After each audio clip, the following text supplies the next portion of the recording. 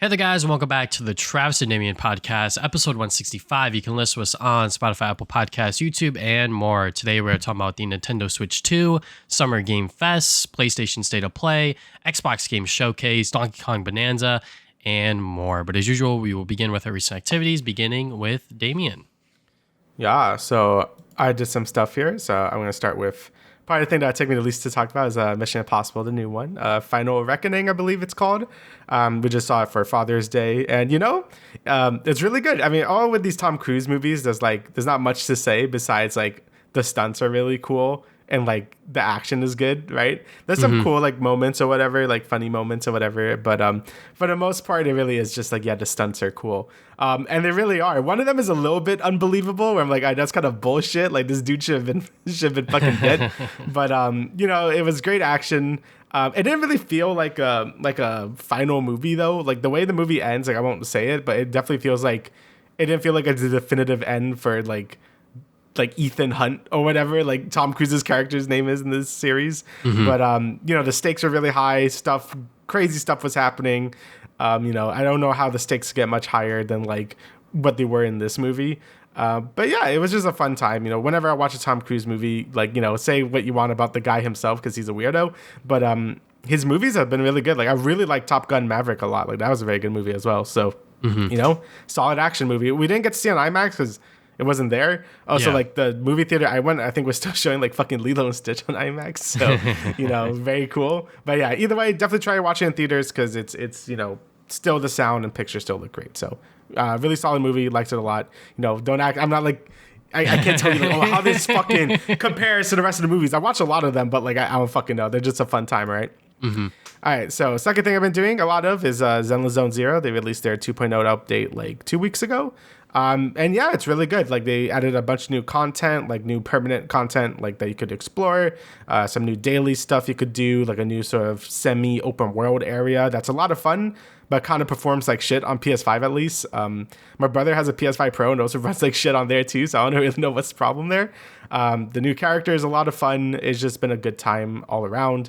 Really the only main gripe I have with 2.0 is just the performance has been really bad.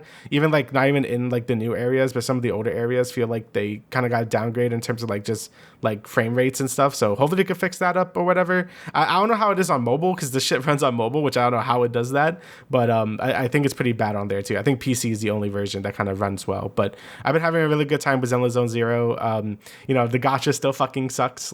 I rolled for the new character because you could get a guaranteed if you fail your last 50-50 or whatever, you could guarantee the character. So I got the character, but I'm okay, well, I also want their weapon because this is a really overpowered character, so I might as well make them as best as they could be.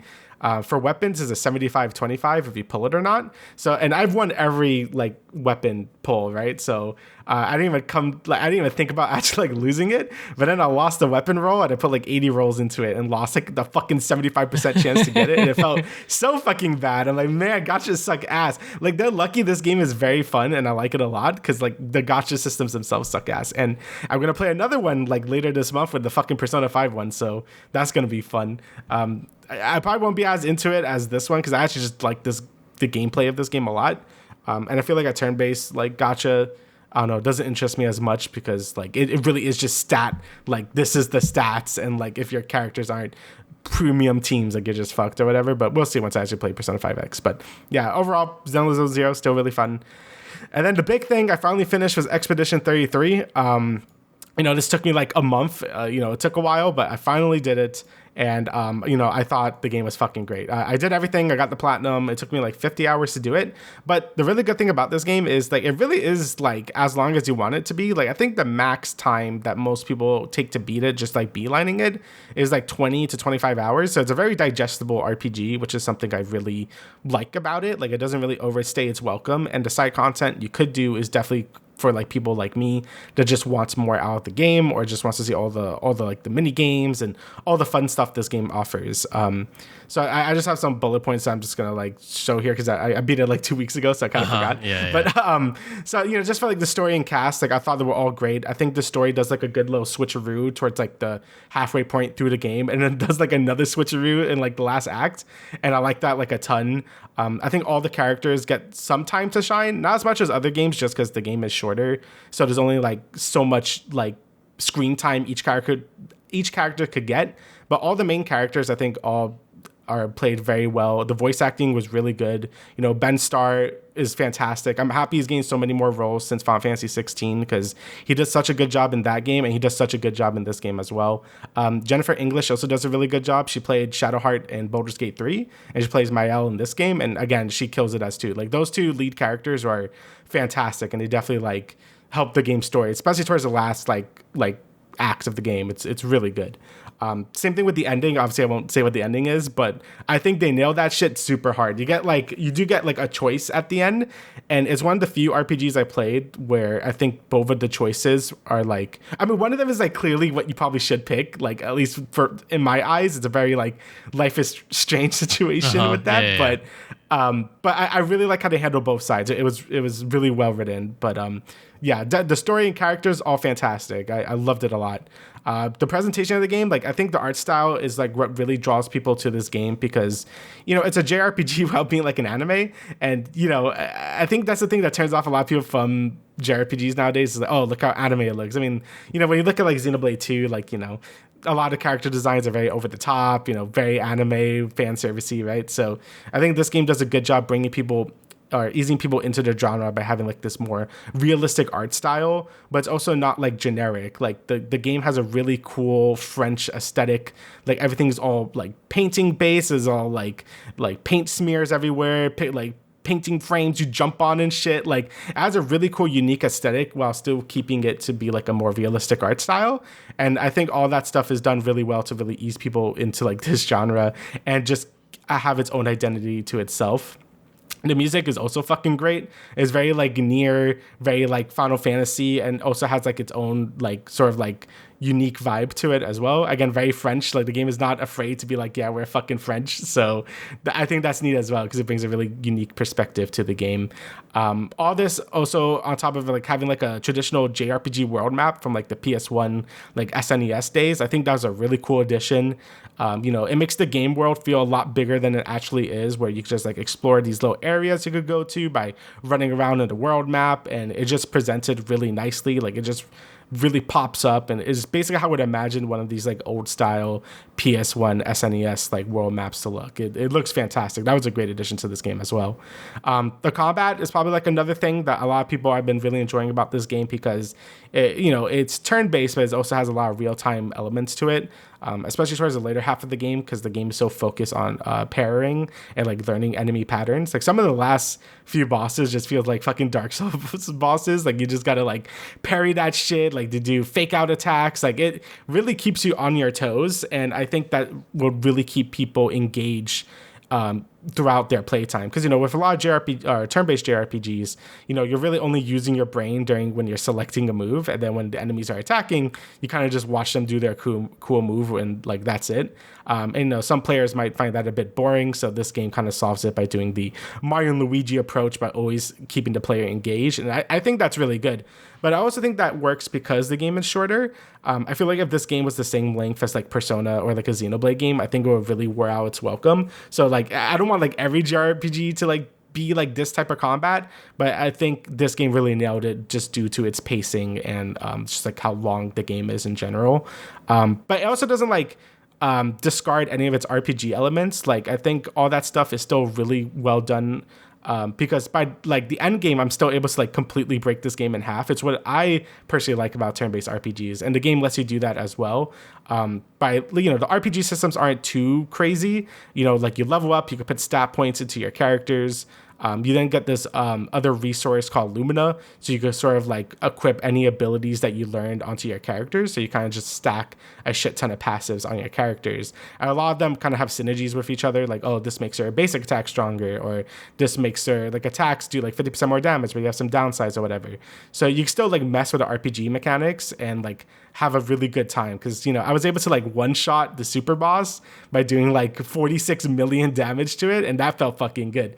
But you can also play the game in like a more combat-focused sense, where if a player doesn't really want to mess with all that and don't really want to use their brain like that, they can also just be good at the game by like parrying everything and just kind of like chipping down the boss. And I think that flexibility in the combat and RPG mechanics makes for a really engaging experience if you want to play this more as like an action game, you want to play it more as like a traditional turn-based RPG, like what I did. Because by the like Act 3, when you could completely break this game, I was not even pairing anymore because I kept killing things in one hit. So, and that felt fucking good. And I think any RPG that lets you do that is great. And, you know, I addressed like the game length. I think the game is like the perfect length for a ton of people. You know, like 20 to 25 hours is like a pretty digestible length for like a bigger game like this. I think that's pretty reasonable, you know, because when I tell people to play Persona or Xenoblade, I'm like, oh, just play it for like 100 hours, right? And that's just too much time. Like, that's just a lot of time. And I understand that, especially like, you know, we're getting older and stuff, and it's harder to put that much time into a video game just like that, or you have to like devote yourself for like a month just to like beat the game or whatever.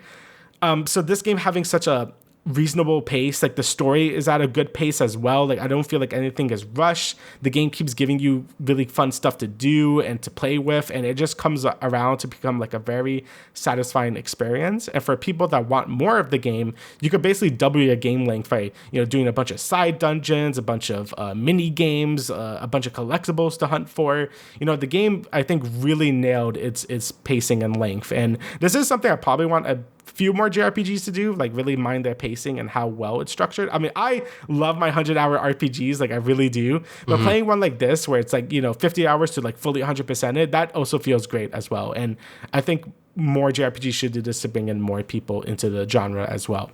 So yeah, overall, Expedition 33 is definitely my game of the year right now. You know, I was debating, like probably before the ending, I was like, I don't know if it's this or Split Fiction. But after the ending, I'm like, yeah, it's this game. I think they really nailed the story. The combat was super fun, especially towards the later half of the game where I was able to totally break it. And I think it's just a great introduction point to this genre to a lot of people, you know, with having this more realistic art style, the combat being more action-based, the RPG systems not being too intimidating for like newcomers. You know, I think it's great. And I think Sandfall Interactive did a great job making this huge love letter to the genre while also becoming a great entry point as well. So I highly recommend Expedition 33. It's only $50. You know, it's a reasonable length. You get a lot of content out of it. Highly recommend it. You know, it's no reason, you know, it's no surprise everyone's like fucking glazing this game up or whatever, because it truly does deserve it. It's very good. So high recommend for me. But, you know, if you do like this game, please play other JRPGs. Don't let them scare you. They're all really good as well. So yeah, Expedition 33, fucking good. Next I'm going to be Doom, because that's also been on my fucking like shit list for a little bit. I've been very busy, but yeah, Doom will be the next thing I beat. So yeah, really good. All right, so I've been playing Mario Kart, but we'll talk about that in a little bit. Yeah. So I watched two films that are currently playing in theaters. First one is Materialists.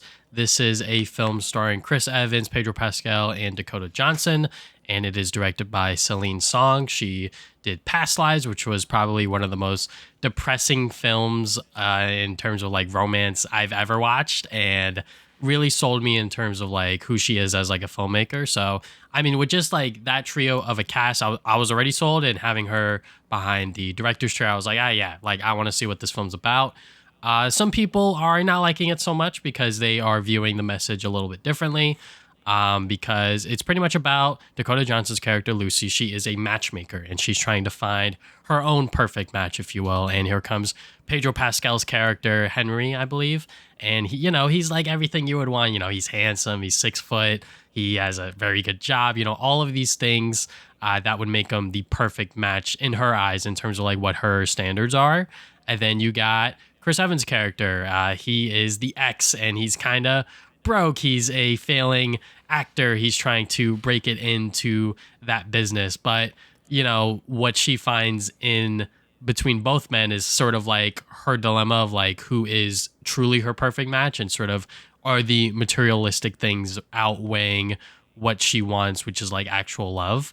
So, you know, the movie definitely has a very weird pacing about it. I think the directing and sort of the overall narrative is very, very good.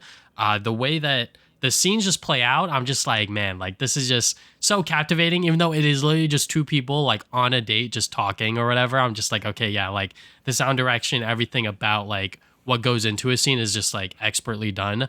There were so many moments compared to like Past Lives where it was just like you're just watching like this journey of like these two people who like each other, but they never like date or like really go beyond that other than just friends. And certain things get in the way between them, like, you know, making it official, if you will. This movie has a lot of moments where it's like what the hell just happened, or sort of like, like really good timing, or just like, just like twists that really keeps the viewer engaged.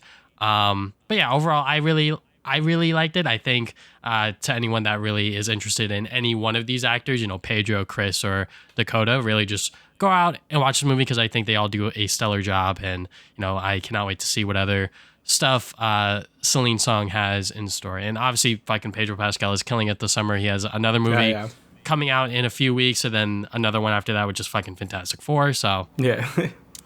the other film I watched, which was literally just yesterday, I saw Ballerina. This is the John Wick sort of spin-off movie. It is kind of interesting. I haven't really heard a lot of people talk about this one because it is kind of just like, yeah, it is a John Wick spin-off movie without John Wick. So really, there's not a lot there to really keep people engaged with, just because people love John Wick because of Keanu Reeves, right? And obviously the really great action, which is what this movie has. The stories within the John Wick movies, I will say, for the most part, they're not that great. I think the world building and sort of how they establish the rules and all of that stuff, that's very interesting. But I think the overall like story, like the first movie, everyone fucking knows his dog dies, so he goes out and kills everyone. That's a very engaging plot and really gives, John Wick a reason to go out and fucking kill all of these people. This one is kind of the same, kind of not really. But the action is very, very good. I think this film, to its credit, has like some of like the fucking most insane like kills I've ever seen. The amount of times people die with like a fucking live grenade in their hand and just explode, I'm just like, it happens one too many times, and I love it every single time. There's another action sequence with like flamethrowers, which they haven't done yet. So, there's a lot to like about this movie, but I will definitely say that it is, quote unquote, the worst John Wick movie, if you will. But still, it's a great fun time. If you can go out, see it in theaters, I definitely recommend you do that. But, if you're still waiting for like John Wick 5 or whatever, you're not really missing out much on here. Then, obviously, I'm still on my little comic book crave. I think I'm sort of winding down on it, but I read Superman Rebirth. This is a run from like 2016, 2018 kind of deal. There's a lot of weird stuff going on here, but I heard that this run was very, very good because it establishes the sort of Kent family with Lois Lane and Jonathan Kent, sort of like Superboy. So I just wanted to see that dynamic. And whenever that stuff is in the book, it's very, very good. But a lot of the book does some weird and interesting things. They sort of teeter off into some other comic book stories. Sometimes other writers come in and sort of have their own stories told, which aren't bad all the time, but sometimes I'm just like, what are we doing here? I'm not that engaged with it. So, this is like my first ever, like, I guess like big like Superman book. So, my expectations were not that high to begin with, because this is not one of those Superman runs that people really like highly recommend. People really recommend things like All-Star Superman and all of the other, sort of like iconic shorter runs of that character. So when I'm reading something like this that's like 40 issues long, it's gonna have some really bad spots within it, which I would say is like 50% of the time. But the other 50% is very, very good. And, I'm still excited to see what the Superman film has in store for us. And maybe I will read one of the many Superman stories that inspired the upcoming film by James Gunn. But now let's talk about the fucking Switch 2, because obviously this has been the big topic at hand. When I got my pre-order from Best Buy at midnight, it was pretty exciting. It was a lot of fun seeing other people, and the line there for people who didn't have pre-orders to just get the Switch 2 was fucking insane. It went like a couple stores down. I'm not gonna dox myself or anything, but it went pretty far down. So I was very surprised to go and see that, and the fact that I think most retailers were able to supply people with that sort of in-store midnight release, or sort of right as they open sort of demand, is pretty cool. I will applaud Nintendo for that one, because the box is so fucking small. Like they were probably able to ship so many units at once. I was one of those people that did get the sort of Walmart pre-order with the Pringles and the goddamn soda or whatever, which was very funny, because I woke up at like 6 a.m. and my girlfriend was like, Travis, I think the Switch 2s are like at the fucking front door. I was like, what the fuck are you talking about? They woke up this early to deliver them. I was like, all right, cool. Good job, Walmart. But yeah, I mean, like my impressions on the Switch 2 only go as far as like Mario Kart, but I know my brother, he's been playing a lot of like Pikmin and stuff, and just seeing him play it on the Switch 2 is pretty impressive. I think the visuals of like certain titles are really, really enhanced, especially the fucking Pokemon games. Whenever I see footage of that stuff, I'm like, all right, yeah, like I definitely want to go back and possibly pick those up and actually play them for myself. But, so far the Switch 2 is literally just a Mario Kart machine, which is nothing wrong with that, which we will talk about a little bit more in depth. But, the Switch 2 right now, I'm very, very excited for Donkey Kong, which we will talk about more later. Yeah, so for the Switch 2 itself, I pre-ordered it at Best Buy, and I ordered it online, like I'm sure a lot of people did. I do applaud Walmart for like giving it out like so early, so anyone could like just play it as soon as the day started. Because I had to wait until like 7 p.m. to play it, which was like pretty agonizing, not gonna lie. But once I got it and started playing with it, yeah, the Switch 2 is just amazing. Like the build quality of the console itself feels really good.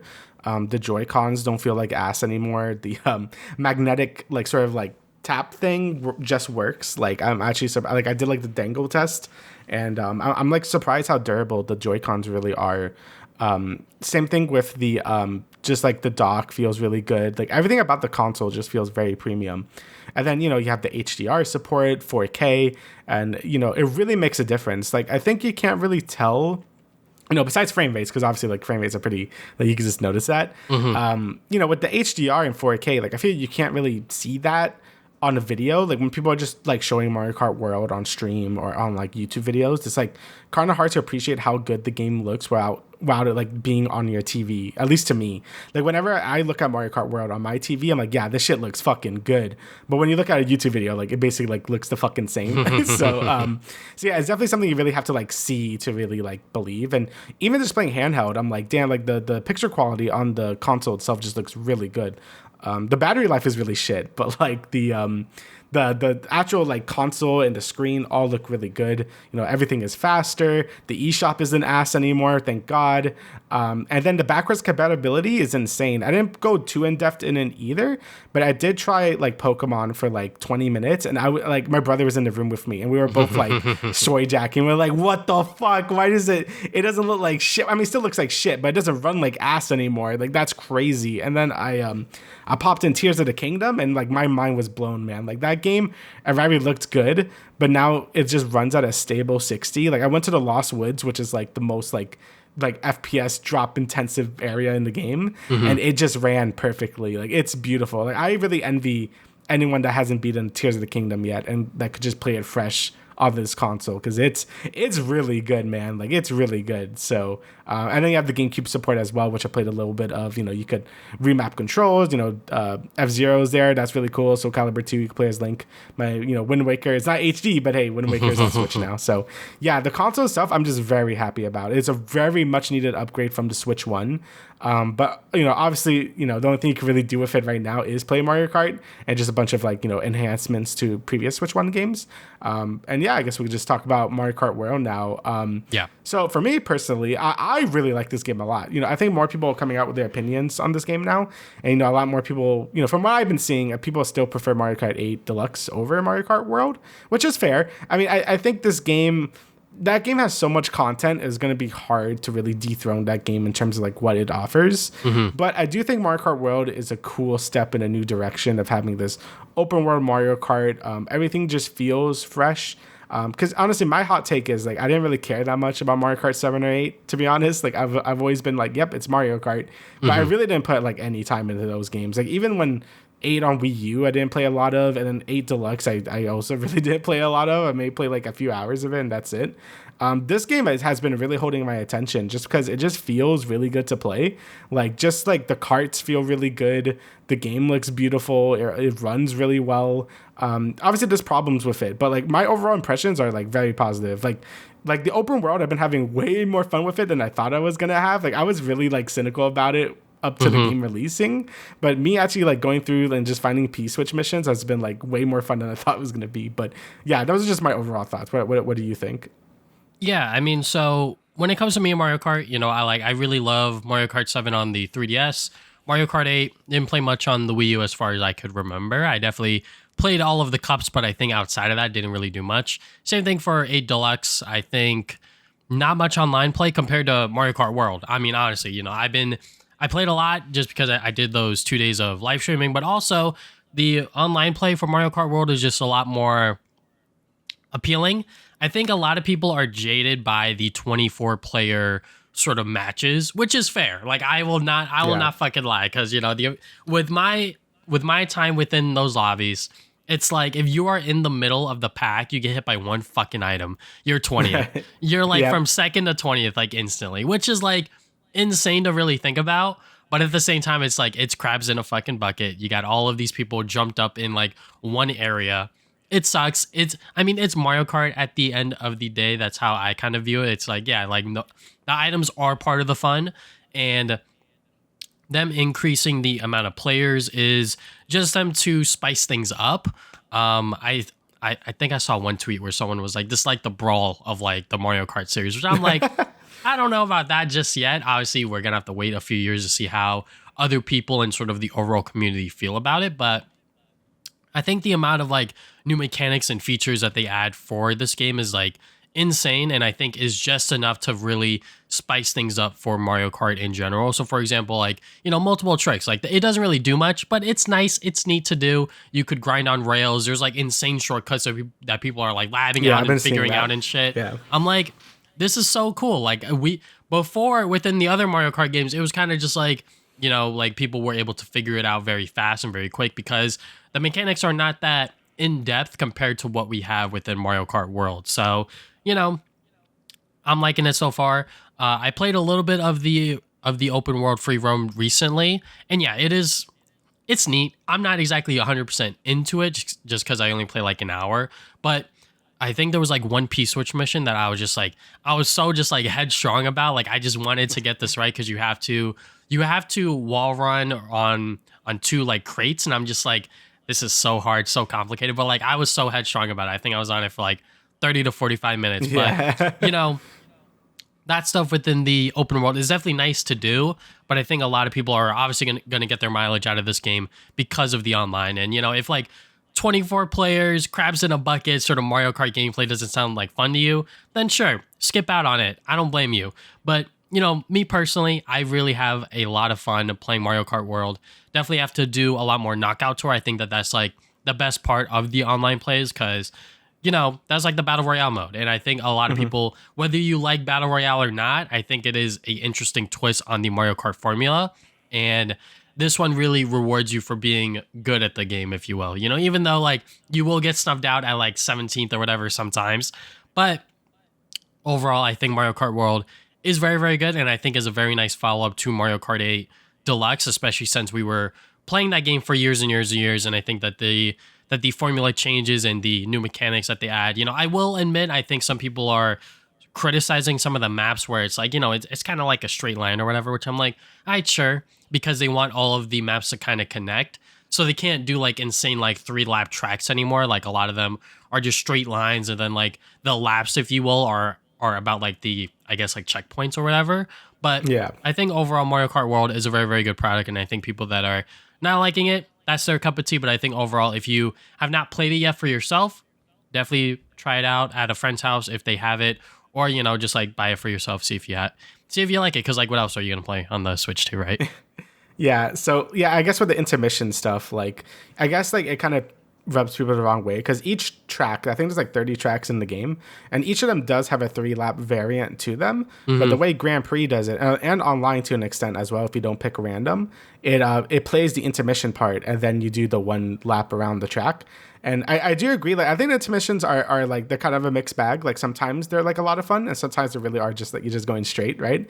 I think a knockout tour works the best because that's like kind of what it was designed for, like going through this like a huge course basically, and just going through the different tracks and going through the different highways. Like that's really fun in knockout tour. Like that's fun. But in Grand Prix and versus online, I guess it could seem a bit like mind-numbing to like keep doing the intermissions, mostly because some of these tracks are really well done. Like I remember I was doing the Grand Prix, and I did like the whole lead up to Boo Cinema, and then I did Boo Cinema for a lap. I'm like, that shit was amazing, and then it was fucking over. I'm like, oh, okay. It's kind of just like 80% build up and like 20% just like doing the track, and it feels a bit weird. I do think Nintendo should probably add like a special rule online, being like you only want to play the 3-lap variants of each track. I feel like that would probably make a lot of people happy. Same thing with like adding 200cc and stuff. I mean, I don't like 200cc, but I know a lot of people do, so just add it in there. And yeah, you know, like you said, like you commented on like the online stuff. I guess I could talk a little bit more about free roam. You know, like as someone that really does like the mission mode in Mario Kart DS, you know, because I never shut the fuck up about it. I really like the P-switch missions. Like they're a lot more fun than I thought they were gonna be. I thought they were gonna be all like really easy, like oh, just collect blue coins or drive through rings, which is what you're doing most of the time. But they really spice things up by like adding new enemies. Like they spawn new obstacles around. Some of them are just like just be good at the game. Like I also was stuck on a P-switch mission for like 30 minutes because you had to like wall ride on one wall. And like you have to like keep doing this shit, and it was really fucking hard, but it felt really good when you do it. Yes. And honestly, I think like the biggest complaint people have with free roam is just like the lack of incentive to really do it. Like I'm just doing it because I think the P-switch missions are fun, but like all you get is stickers, and like that, like who cares?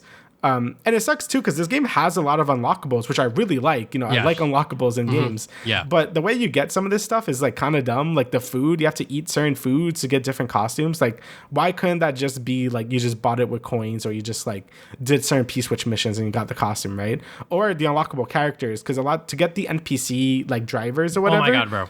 Don't get me started. You have to get hit by a Kamek item, which is very rare, and then you have to hope it's the NPC you want. And that you get hit by it because it has like a cap of how many people can actually like hit, and that's like one of the dumbest ways to unlock characters I've ever seen in a video game. Yes. It's just so stupid. Like if they just made it so you just do like a certain P-switch mission and like you get the character, I think that would have been fine. That would have incentivized a lot of people to actually explore this open world. But without it, it's kind of just like it's just kind of there. Like I enjoy doing it. I think it's fun, but I really don't blame people for being like, yeah, this is cool, I guess, but like I'm just gonna focus on online play because like that's where most of the fun is. So there was definitely incentives they could have put into free roam, but they put it into like weird other modes that like made no sense. But yeah, that's just how it is. I think a lot of people really love the way that the art direction for Mario Kart World is. Like, the characters are so expressive. You know, the amount of costumes, the character roster is like insane. There's so much to do. But like you said, unlocking them, right? You know, I think for the most part, most people are going to unlock most things just by playing the game, which is fair. Yeah. You know, eating the food and sort of having that be another way for you to unlock more costumes for a specific character for whoever you're playing. But if you want to unlock someone like fucking Rocky Wrench, you know, that was a character that my girlfriend really wanted to play. And I was like, hey, fuck it. Like, how do you unlock this fucking thing? You gotta... Right. People are doing like this weird thing where you have two Joy-Cons and then, you just like AFK and wait to get the Kamek item. And then whichever spot you're in on that map, you'll get it. And I'm like, why is it like this? Because like I was literally sitting there for like maybe 30 minutes trying to get this stupid character. And you have to do that multiple times for all of the other characters. And it is just really annoying. So, you know, I just wish that there was a much more easier way to do it. Whether it was to just buy them in the shop or sort of do the single player P-switch missions or whatever, because it is honestly probably like the worst things about Mario Kart World is unlocking those NPC Kamek characters, because you know, if you want to complete the full roster, which I think a lot of people do because there's so many unlockables in this game, you have to do that sort of bullshit 2-player thing and then just AFK and wait, and hopefully these item boxes give you what you want. Yeah, it's just really silly, and there was like definitely ways they could have made that better. But you know, either way, I think Mario Kart World is a really good game. It's personally like my favorite Mario Kart in a while, just because I feel like it really did enough to shake up the formula. I think like the free roam is a lot of fun with the P-switch missions. Like I think that gets my single player like brain going, but also the online matches are a ton of fun. I have no issues with online in terms of like, you know, lag or anything. It's been really smooth so far, so it's been a ton of fun just to keep playing matches over and over until I get like, okay, I should stop now. But Mario Kart World, in my opinion, is really good. Do I think it's worth $80? You know, that's like a whole debate. But I mean, I don't think so, because like it's just like what game is worth $80? Like it is like such a hard thing to sell. Like, I think if this game came with like 200cc and like they had more options and stuff, like maybe, but or maybe the single player was more fleshed out. But as it is right now, like most people are gonna buy it with their Switch anyway, so like it probably won't affect you too badly. But you know, like later on, because Nintendo games never go on sale, you're just gonna look at this thing for $80. Like, is it worth it? I mean, like probably, like you probably are gonna buy, especially now, because what else are you gonna play, right? But with the $80 question, like probably not. But I still think it's a really good game, and it kind of sucks that it's getting, I guess, more nitpicked on just because of its high price point, which is like expected because I'm like, don't price your games at $80. Yeah. So yeah. I mean, yeah, as someone who did pay $80 for this, close to 90 because of tax, the game's a lot of fun. Is it worth that price point? Not necessarily, just because there's a lot of problems with it, like just unlocking characters and everything like that. But I will say I really do like the changes that they made with Mario Kart World, making it 24 players, having the knockout tour, the sort of endless loops of certain tracks and everything like that. I just really like what they did with this Mario Kart game, and also just increasing the sort of skill level, because like there's now sort of player expression, if you will, like within certain maps, you're able to take these insane, crazy shortcuts that will get you to first place. And, as someone who is playing it, sort of not casually, but, on like a sort of intermediate level, just seeing people do those insane shortcuts where they're wall jumping, they're going off the map, doing all these crazy things. I'm like, you know what? That's great. I love seeing clips like that. But it's not necessarily worth $80, but once again, what are you going to play on your Switch 2 if you were to get the console right now? Definitely try to get the bundle, even though it is digital. You are only paying $50 for the game then. Yeah. But, we'll see exactly how long people will continue playing Mario Kart World because, there's nothing else to really play on here. One thing I will say about the online is that playing with friends is still a little janky. With regular races, you could just join off of each other, and that's sort of like a RNG sort of shit fest.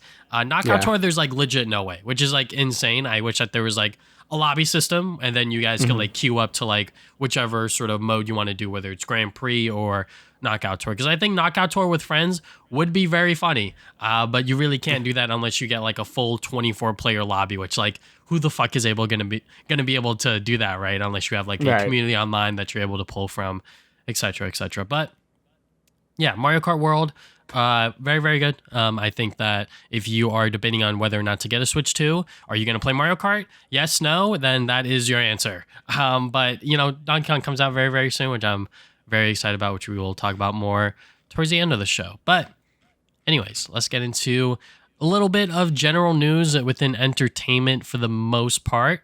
So first up, Stranger Things 5, they released their release date trailer. So yeah, I mean, this show's been going on for, I think, 10 years or some shit. 2016 it came out, yeah. Yeah, so I'm pretty sure. The fact that we are now approaching its final season is exciting, but also a little scary for Netflix because this is like their sort of grand show, if you will. Like this was like their biggest show ever, and they've been riding on this for years and years and years. Which each consecutive season sort of taking longer to make. I recently rewatched all 3 of the seasons. I'm currently on season 4, which, by the way, season 4, every episode is over a fucking hour, which is insane. It's long. Jesus Christ. But, when it came to the first 3 seasons, season 1 to season 2 was relatively close. I think it was only like a year or so gap. I think between season 2 to season 3, that's when like there was like a couple of years in between, but even then it wasn't that long. And then from season 3 to season 4, it was even longer. And now season 4 to 5, it's been a few years as well. But this trailer in and of itself, it didn't really show us much, mostly just like older footage, sort of reminding people what happened. Yeah, exactly. What happened before kind of thing. But the release date schedule, they decided to do 3 separate parts, with the first volume, second volume, and then the finale on New Year's Eve. So first up, volume 1, November 26th, volume 2 on Christmas, then the finale on New Year's Eve, all at 5 p.m. PT or 8 p.m. EST, if you will. So yeah, I mean, some people are not that thrilled about this release schedule. Honestly, I wish it was just fucking weekly. Like if they just did the episodes every single week, because I think that would just keep the conversation going and allow them to really extend this show for as long as they want. But yeah, we honestly have, I guess they don't want to do that to sort of hide however many episodes there are or whatever. But, this is like their biggest show, and I wouldn't be surprised if the finale is like fucking 2 hours long or some shit. So, I'm excited to see where the show goes, because I think the first 3 seasons are pretty solid. I think season 2 is probably the weakest out of the 3, even though season 3 goes in like a very interesting direction with like introducing like the mall and sort of having Eleven really become her own character and everything like that.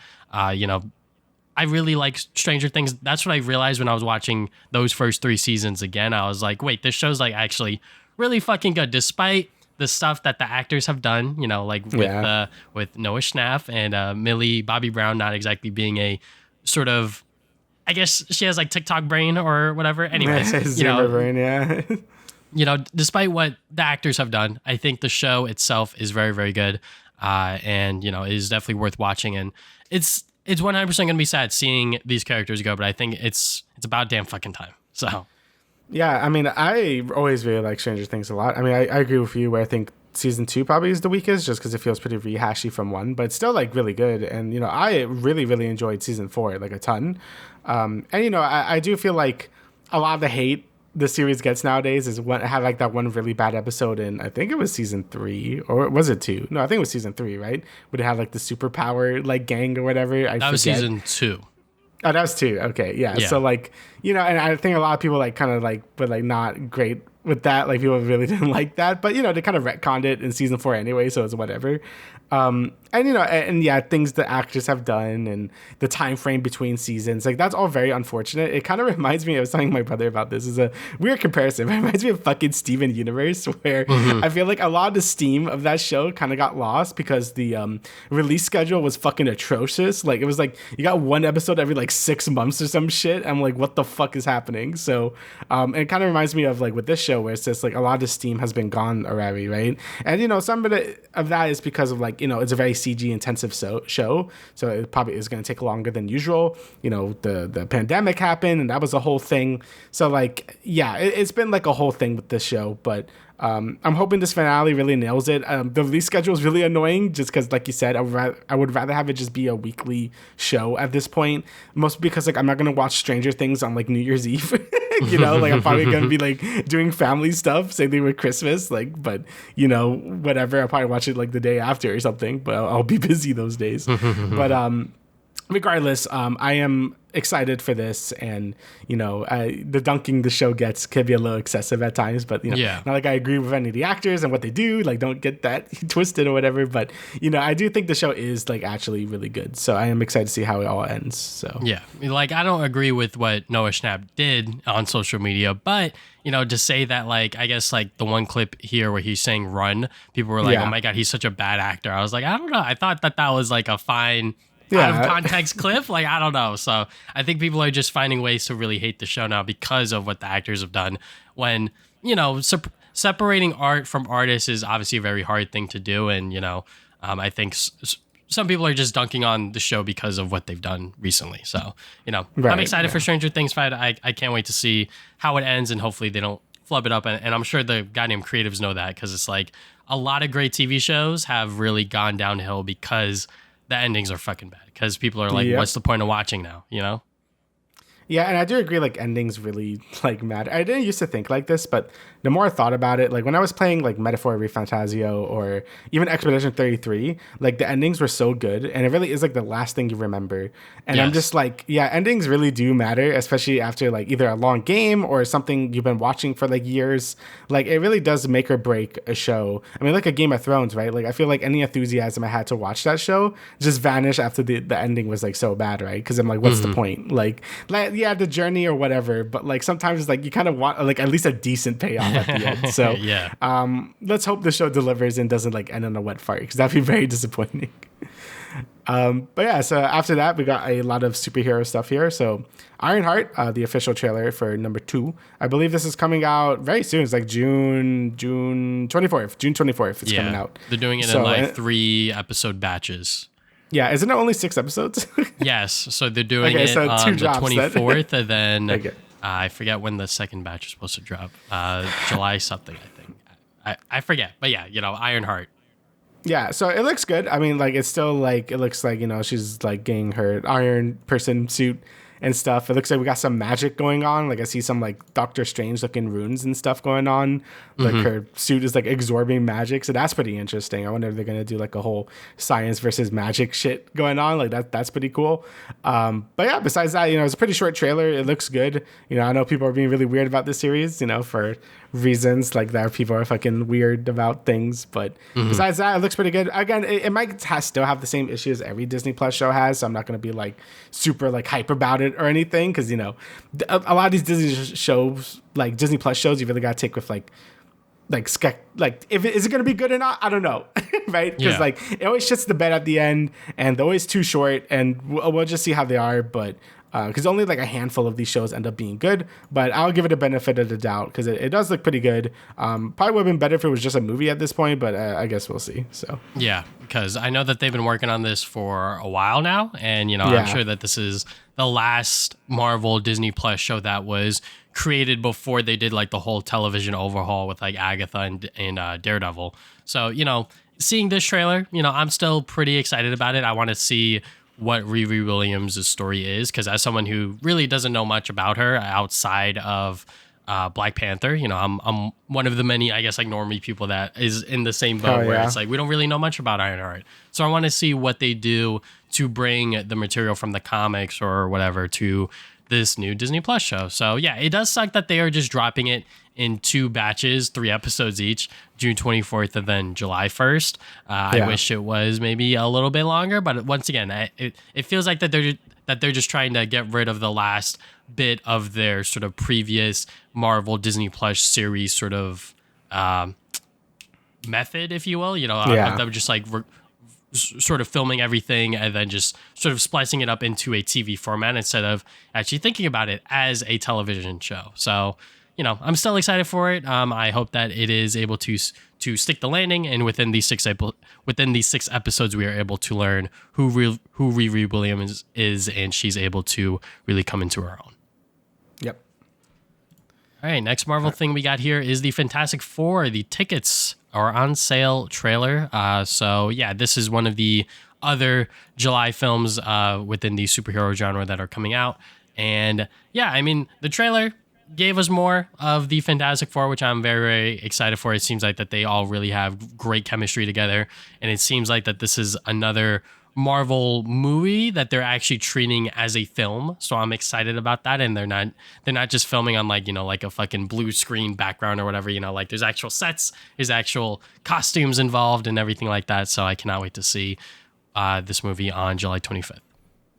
Yeah, I mean, it looks really good still. Like, I'm still really impressed with like just the aesthetics of the movie and just like the CGI as well. Like, I think they all look really good, like especially The Thing. Like, The Thing looks extremely good in this movie, and I just love the retro future vibe it has going on. So, my interest in this movie is still very much high, and I hope it becomes a good movie, and I hope it like, kind of just tells its own thing. Because, I was just thinking about like, certain MCU movies, and like, again, some of my favorite ones are the ones that kind of just do their own thing and like don't really care about too much about what's going on in the overall like MCU timeline. And I think this movie is going to hit that because, it kind of is in its own like universe at the moment before it like kind of go into the main MCU verse or whatever. So it's going to be interesting to see how this world is and like how probably is going to come to an end because of Galactus. But yeah, it looks really good. I'm still really excited for it. And yeah, it comes out pretty soon. It's going to be a pretty big July because the next movie we have is Superman. So this is probably like the last trailer. We might get one more. No, it's probably the last trailer of Superman.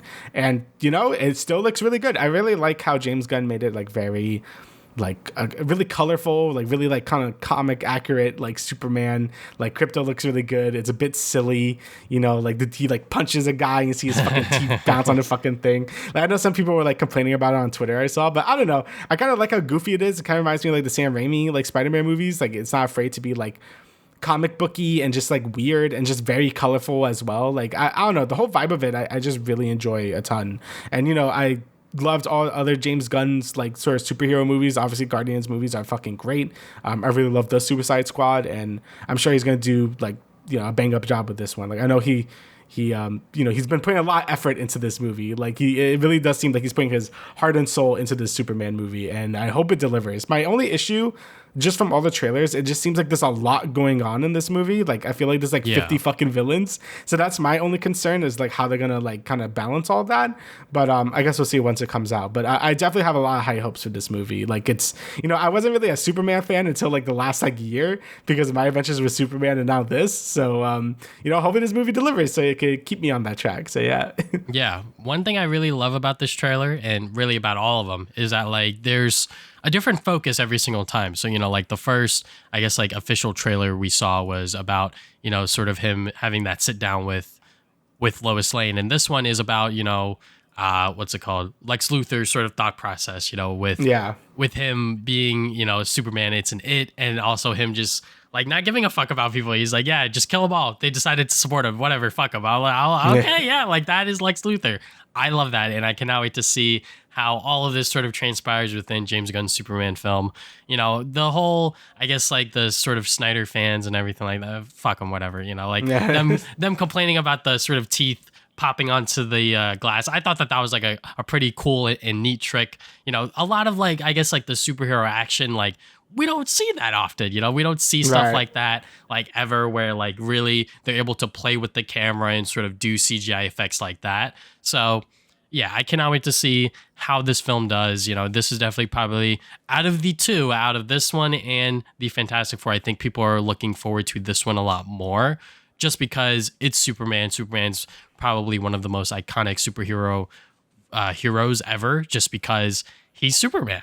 And even though his sort of status quo within mainstream media has not been the highest as of late, I think people will always be excited to see a Superman movie, especially one with the James Gunn behind it. And, with him being such a prominent figure on sort of like the press tour, that's like a whole other thing. People are like, why the fuck is he here within this press thing or whatever, My defense to that is that like James Gunn is different from like other directors and sort of other creatives within the superhero space, just because everything that he's done has been very, very good. And I think he really does have a very keen eye in terms of what makes a good superhero story and what makes a good superhero movie. But also, he is the sort of head behind DC Studios, and this is like their first big project going out. So I think that that's why he's in like all of these press things and whatnot. So, do I wish that it was, just like the cast? Yeah, sure. I think that would be a lot more appropriate. But I think bringing him on and sort of having him talk about the film as well, maybe separately from the cast members, would have been better. But, just having him with sort of Daniel or sort of David Cornsweet and all that other stuff, it is a bit weird, I will say. Yeah, that's fair.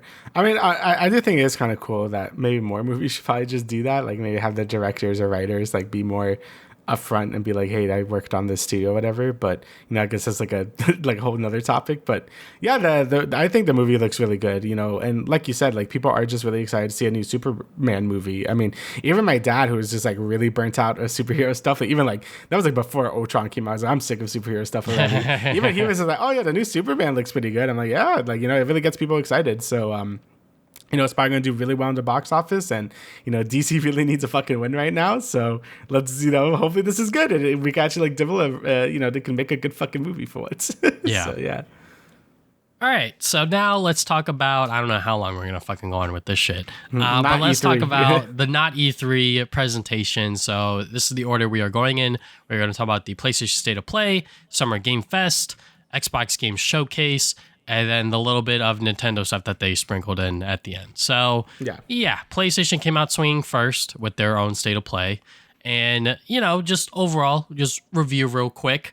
When it comes to State of Plays, I really never have any hopes for these, just because it's always like, yeah, they're going to show some games. There's going to be a few really good ones here and there. Like, for example, they ended off with Marvel Token Fighting Souls, which was fucking insane. The fact that we are getting a sort of Marvel fighting game, a tag fighter, with PlayStation backing it. And also, with Marvel and PlayStation working together on that too. I'm just like, okay, yeah, like, this is crazy. And I think it's by the same people that did Dragon Ball FighterZ, I think. Arc System, yep. Yeah, so, obviously, like, they fucking know their way around fighting games. So to see them really take the Marvel property and make it into something their own is very exciting.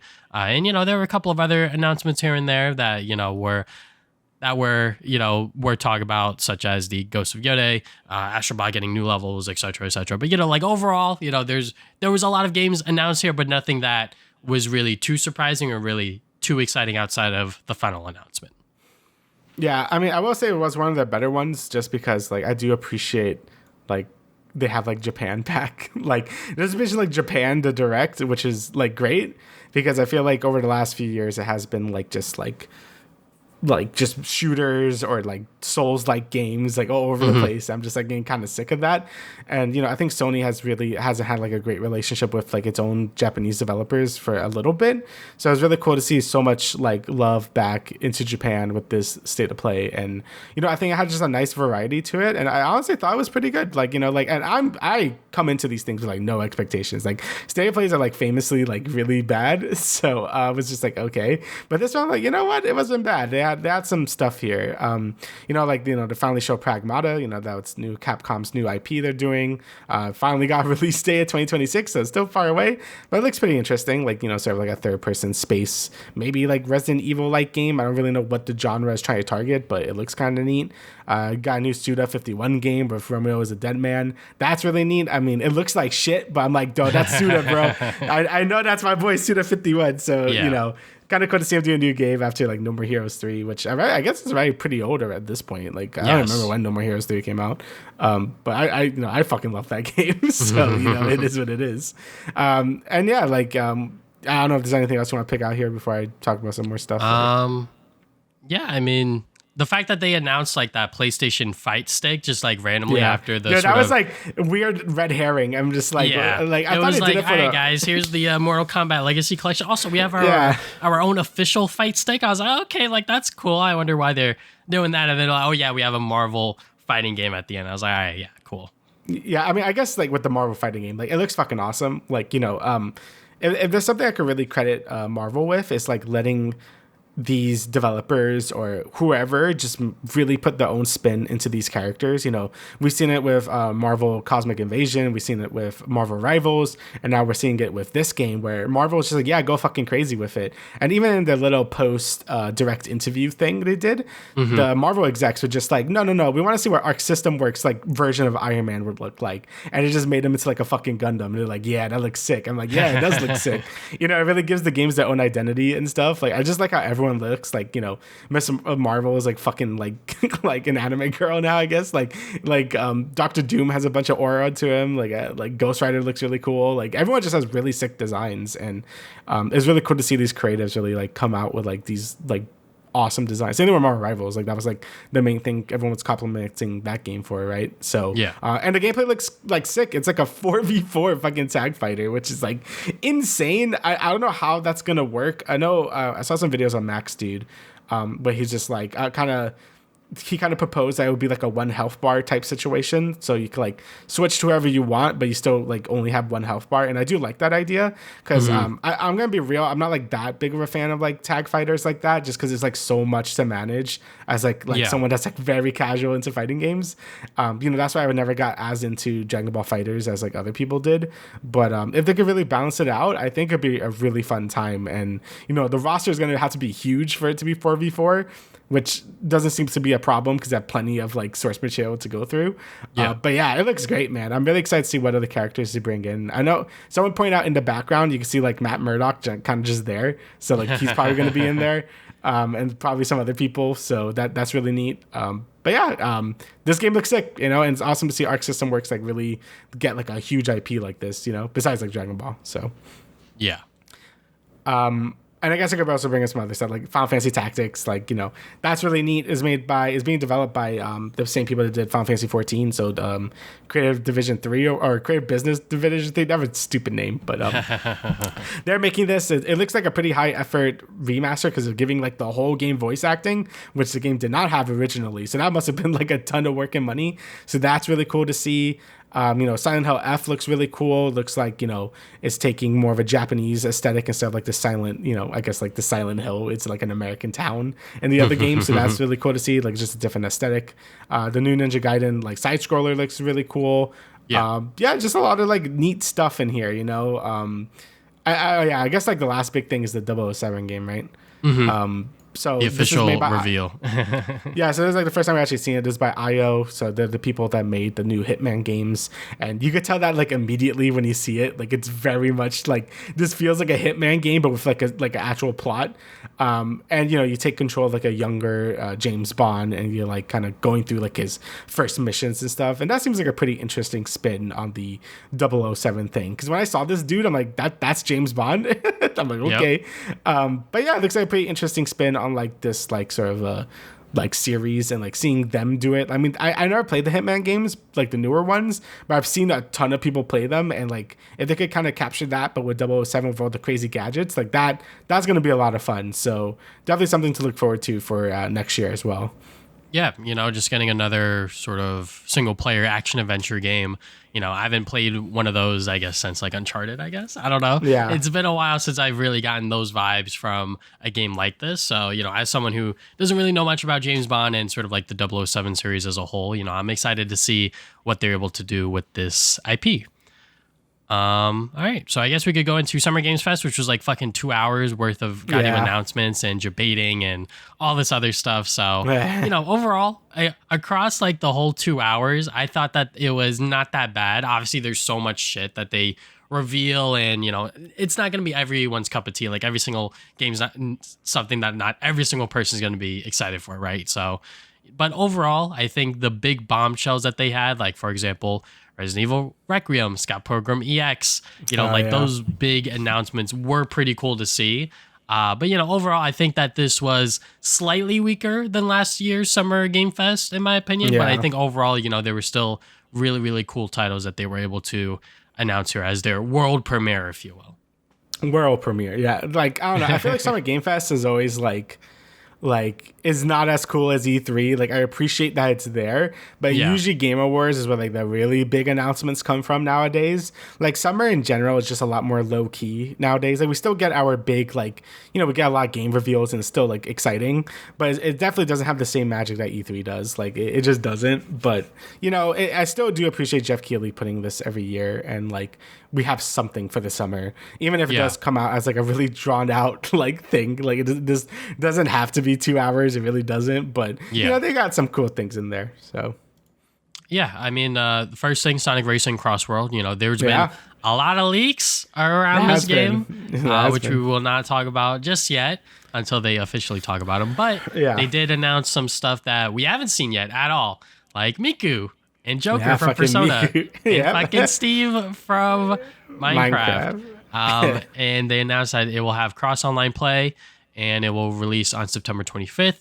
And the game will release at a premium. I believe it will be like $70. Yeah. So, yeah, that is a little insane for a Sonic Racing game, in my opinion. It kind of makes me second guess if I should buy it at launch. I mean, I fucking bought Mario Kart at 80, so maybe I should, because it would make me a hypocrite. But, Sonic Racing Cross World, it definitely looks very, very cool. I think it will be a lot better than Team Sonic Racing or whatever the fuck the last game was, because that one just seemed very generic, even though I haven't played it yet. But I think that this one, it's doing a lot of interesting stuff, not just with the roster, but I think just the game mechanics and being able to go from one world to another and sort of using that aspect of the game to really pull people in and being able to do these insane tracks because of that. I haven't played it yet. I haven't really looked too deeply into the footage, but just by the concepts and the footage that I have seen, it does seem like it's going to be a lot more interesting than Mario Kart World if we're sort of pitting them two together. But then again, I think Mario Kart World will still be the much tighter kart racing experience because Mario Kart always has been. Yeah, it probably will be the more polished experience like Mario Kart World than this game. But from the things I've been seeing, it does seem to be drawing more inspiration from Transformed, Sonic Racing Transformed, which was very good. Again, I really liked the last two Sonic Racing games, not the newest one, because the newest one I heard it was like just mid, like it was just like whatever.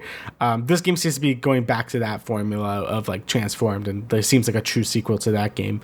Again, $70 is a little crazy for like what you're getting, but you know there are showing off a bunch of brand new crossover characters like Miku, Joker, and Steve, and a bunch of other characters that they haven't announced yet, which is very exciting.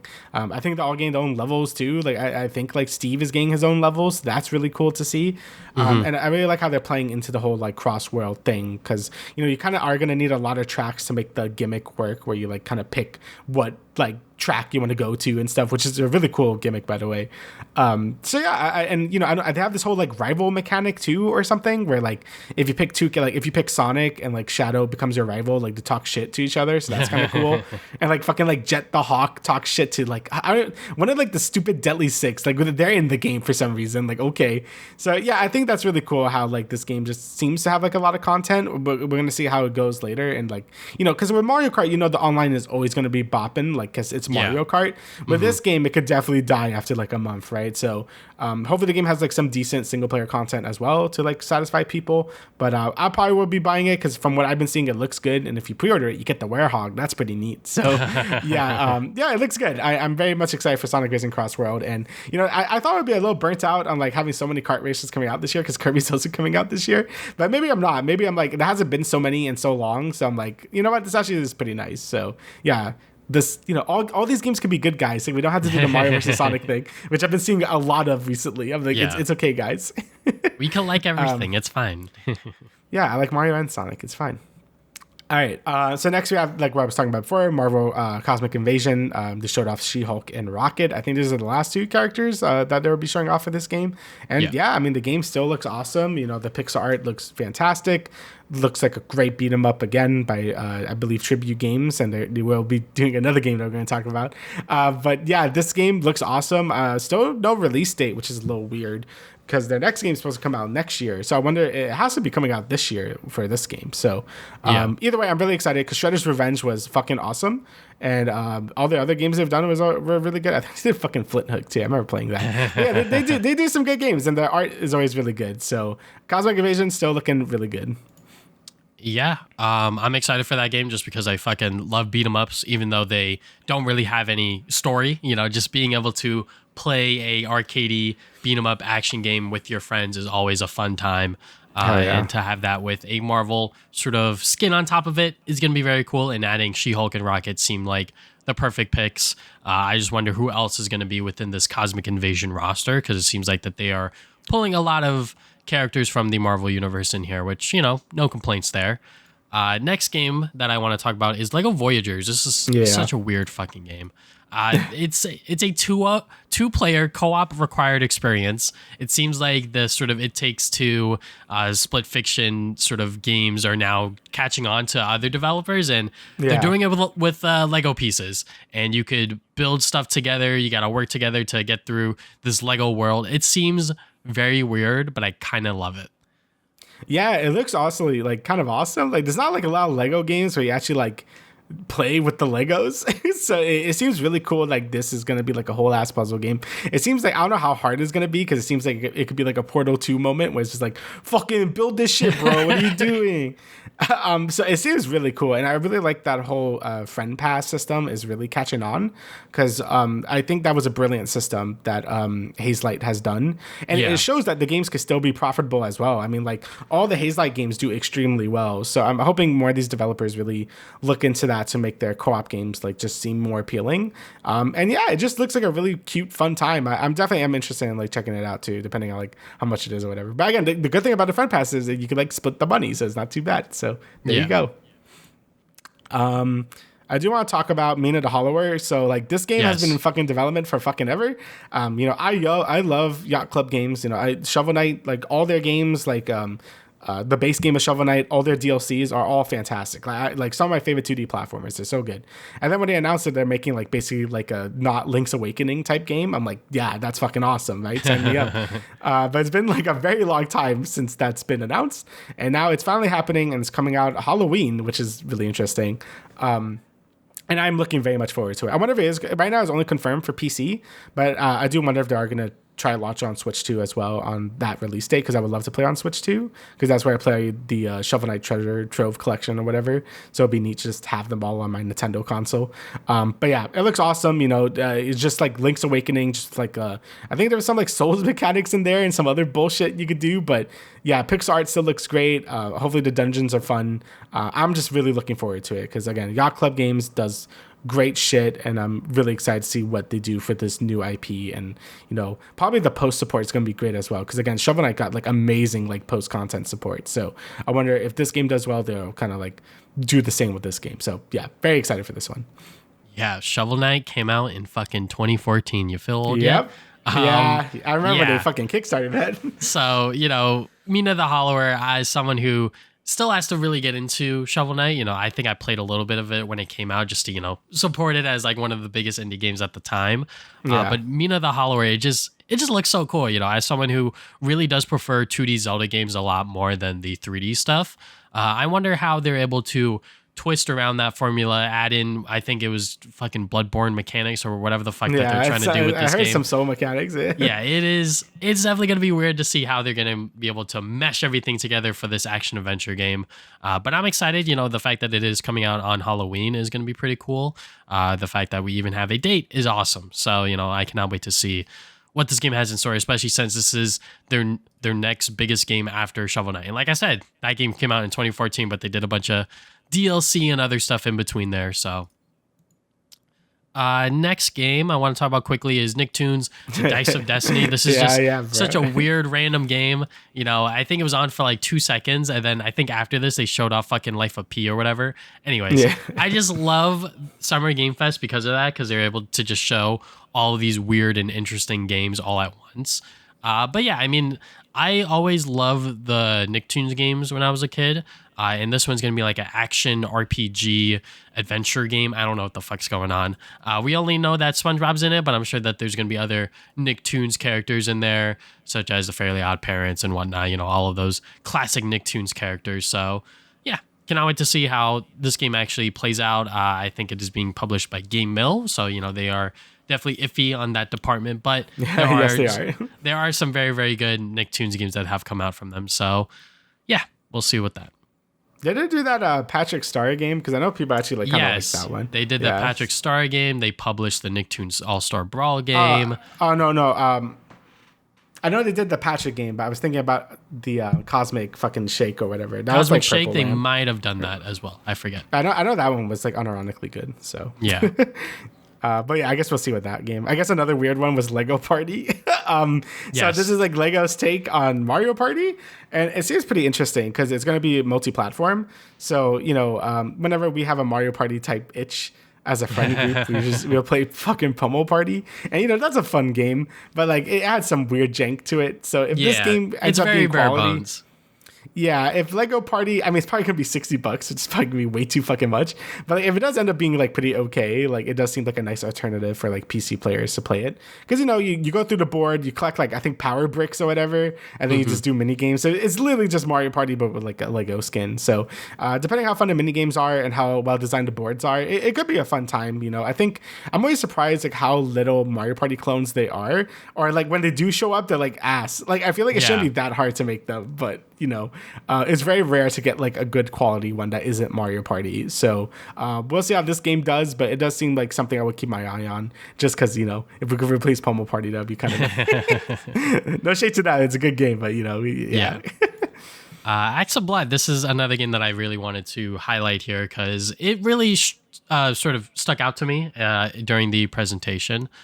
So this is the developer's first ever game, but this is a action beat 'em up sort of 3D fighter kind of thing.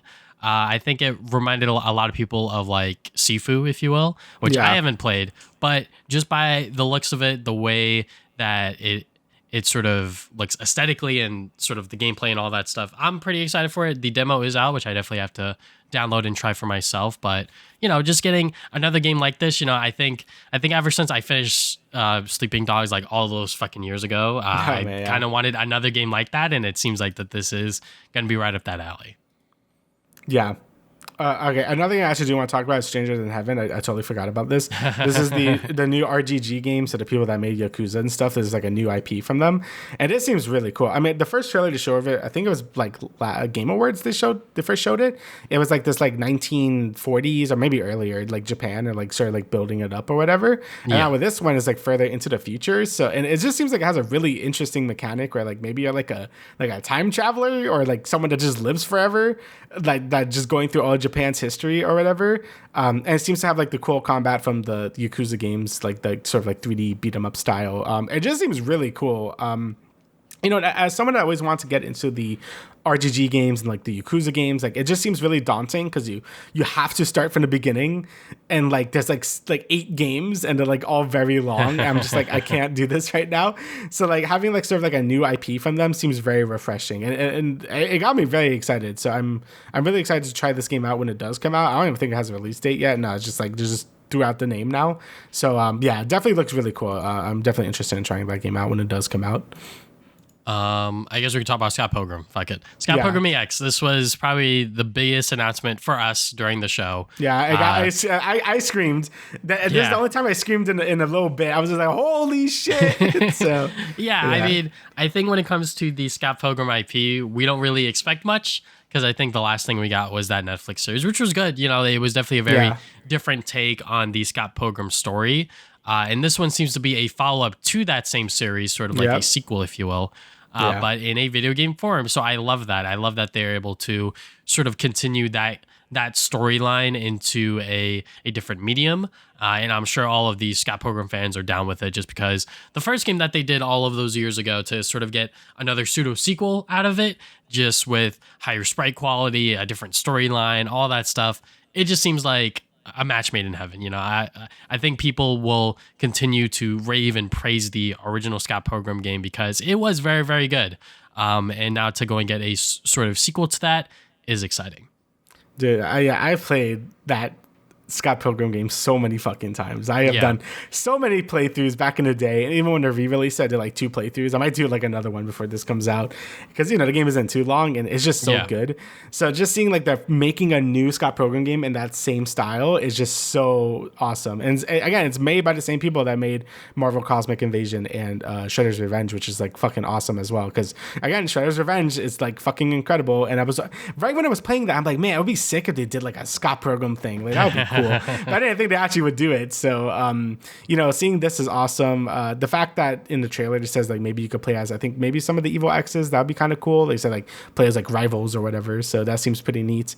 It looks like its own original storyline by the creator of Scott Pilgrim himself. So that's really Brian interesting. Lee O'Malley, shout out to him. So we'll see like how it sort of like, maybe continues on from the Takes Off story or whatever. But I'm just excited. Like just having a new Scott Pilgrim beat 'em up like this is just really great. And the fact that it looks so good as well. Like I am just over the moon when they announced it. I was just like, I didn't care about anything they were announcing after that. I was just like, oh, that was so fucking good. So yeah, awesome announcement. So yeah. All right. So I guess I guess I'm down to just talk about Resident Evil. It's up to you. So Resident Evil. So funny story with this one. So actually, you might tell the story. Yes. So I mean, if you watch the presentation, they kept baiting and switching sort of Resident Evil over and over again. They were like, "All right, we got the sort of actress that played the Big Mommy before." They were like, "All right, here she is." And then they did it again where they were like, we are working on the next Resident Evil, so please stay tuned. And then obviously they dropped the bombshell here. And the reason why this is so funny is because my girlfriend, she's been, every time there's like some sort of like presentation, like gaming wise, she's like, Resident Evil 9, we're going to see it. We're going to see Leon Kennedy, butt ass naked, all this. I'm like, girl, calm down. What are we doing? And, I'm always like, are they going to announce Resident Evil? I'm always no. But here, when they debated twice just to leave it at the end, I thought was so fucking good. Because it really just set everyone up to be like, they're no Resident Evil, fuck. And then, the last trailer, like halfway through, I think as we were watching them, like in that office setting, I was like, this is fucking Resident Evil. And then obviously the whole like Raccoon City thing shows up and I'm like, like this is Resident Evil 9. So the fact that they announced it and we are going to get a big presentation, I think later this year, and then the game is going to come out February 27, 2026 is exciting. I think people have been itching for another mainline Resident Evil game that isn't a remake or a remaster or whatever. Because, I think, what was it, 6 and 7? Or no, 7 and 7 8. 8. Yep. 7 and 8. Those were very, very good, sort of bringing people back into the Resident Evil world, while also kind of like soft rebooting it in a way, sort of bringing new fans in, but also still keeping the old continuity the same, in a sense, kind of, not really. So I wonder how Resident Evil 9 is going to play it, with Requiem. People are saying that like Leon Kennedy is going to return because yes, it is fucking Raccoon City, so you got to have Leon in there. Yeah. I'm just curious when they're going to show him because obviously Leon Kennedy is a big money seller, so they have to show him for the marketing. It would be dumb for them to sort of keep him hidden this whole time leading up to the game's release. When if you advertise him, that's just going to get more people on board because oh shit, it's another Leon Kennedy Resident Evil game. I'm going to buy that. I think a lot of people are like that, which is fair, because Leon Kennedy is a beloved video game character. So yeah, I just cannot wait to see what the game actually looks like because apparently you could switch between first and third person and all this other stuff. But I'm just excited that my girlfriend could finally get her Resident Evil 9, and also we're gonna get another mainline Resident Evil game very, very soon. Less than a year's time. Yeah, I'm like surprised even like they were ready to show this thing because they had like the release date and everything all lined up, which is great. And like the 3 like bait and switches was like very funny just to witness in real time because even I was like, there's no way they're gonna show RE9 now, right? Like I legit thought like they got me, they boomed me. I'm like, oh shit, okay, they did show RE9. So yeah, I'm very excited about this. Over the last like a few years, I played like 2 remake, 3 remake, 4 remake. I need to go through 7 myself because I've seen so many people play 7, but I haven't like played it for myself. Same thing with 8. I have all of them. I really need to get through those games as well so I could get ready for RE9. And I was really fully expecting at least an RE1 remake. Like I thought that was next, or like a Code Veronica remake. But I'm happy it's just straight up RE9, and it seems like they want to do like crazy stuff with this game. Like I know that the first and third person switching sounds really interesting. I think the game's supposed to be a lot bigger than the other Resident Evil games, so it seems like they've really put in a lot of effort into this game. So really excited to see our first sort of like gameplay, like actual like video of the game, because I think they've already shown it behind closed doors. A lot of like the press were like, yo, that looks really good. So really excited about that. And seeing Leon, got people really excited. So if they do show him, people are gonna go crazy about it. So good way to end the show. And overall, I thought Summer Game Fest was good. It was just like overly long as they usually are. Some games really blended together. A lot of like maybe like third person over the shoulder games or like Souls like games. I'm like, okay, I get it. A lot of gacha games too. I'm just like, okay, man, I get it. So, but the games that stood out. Like they showed that like 1930s boomer shooter looked cool. They had like that Muppet like Punch Out game that also looked cool. So yeah, there was a ton of really cool stuff and big stuff and indie stuff and everything in between. So yeah, it was a pretty good showcase. Yeah, I guess last presentation, if you will, is the Xbox Game Showcase. I didn't watch this live. Did you watch it live, Damian? Yep, I watched it. Okay, so you could give your review on it. I mean, I watched the shit on like 2 times speed, and I saw most of like the game announcements afterwards, but it seemed like a really, honestly, like solid, like sort of slate of just like things that they announced. A lot of things that I think a lot of people were not expecting, like the Game Freak game Beast of Reincarnation. I'm like, what the fuck is that? And then also there's sort of ROG Ally. Like that was insane to show up. But yeah, you just like a lot of really great surprises here. Really solid presentation just from watching it 2 times speed.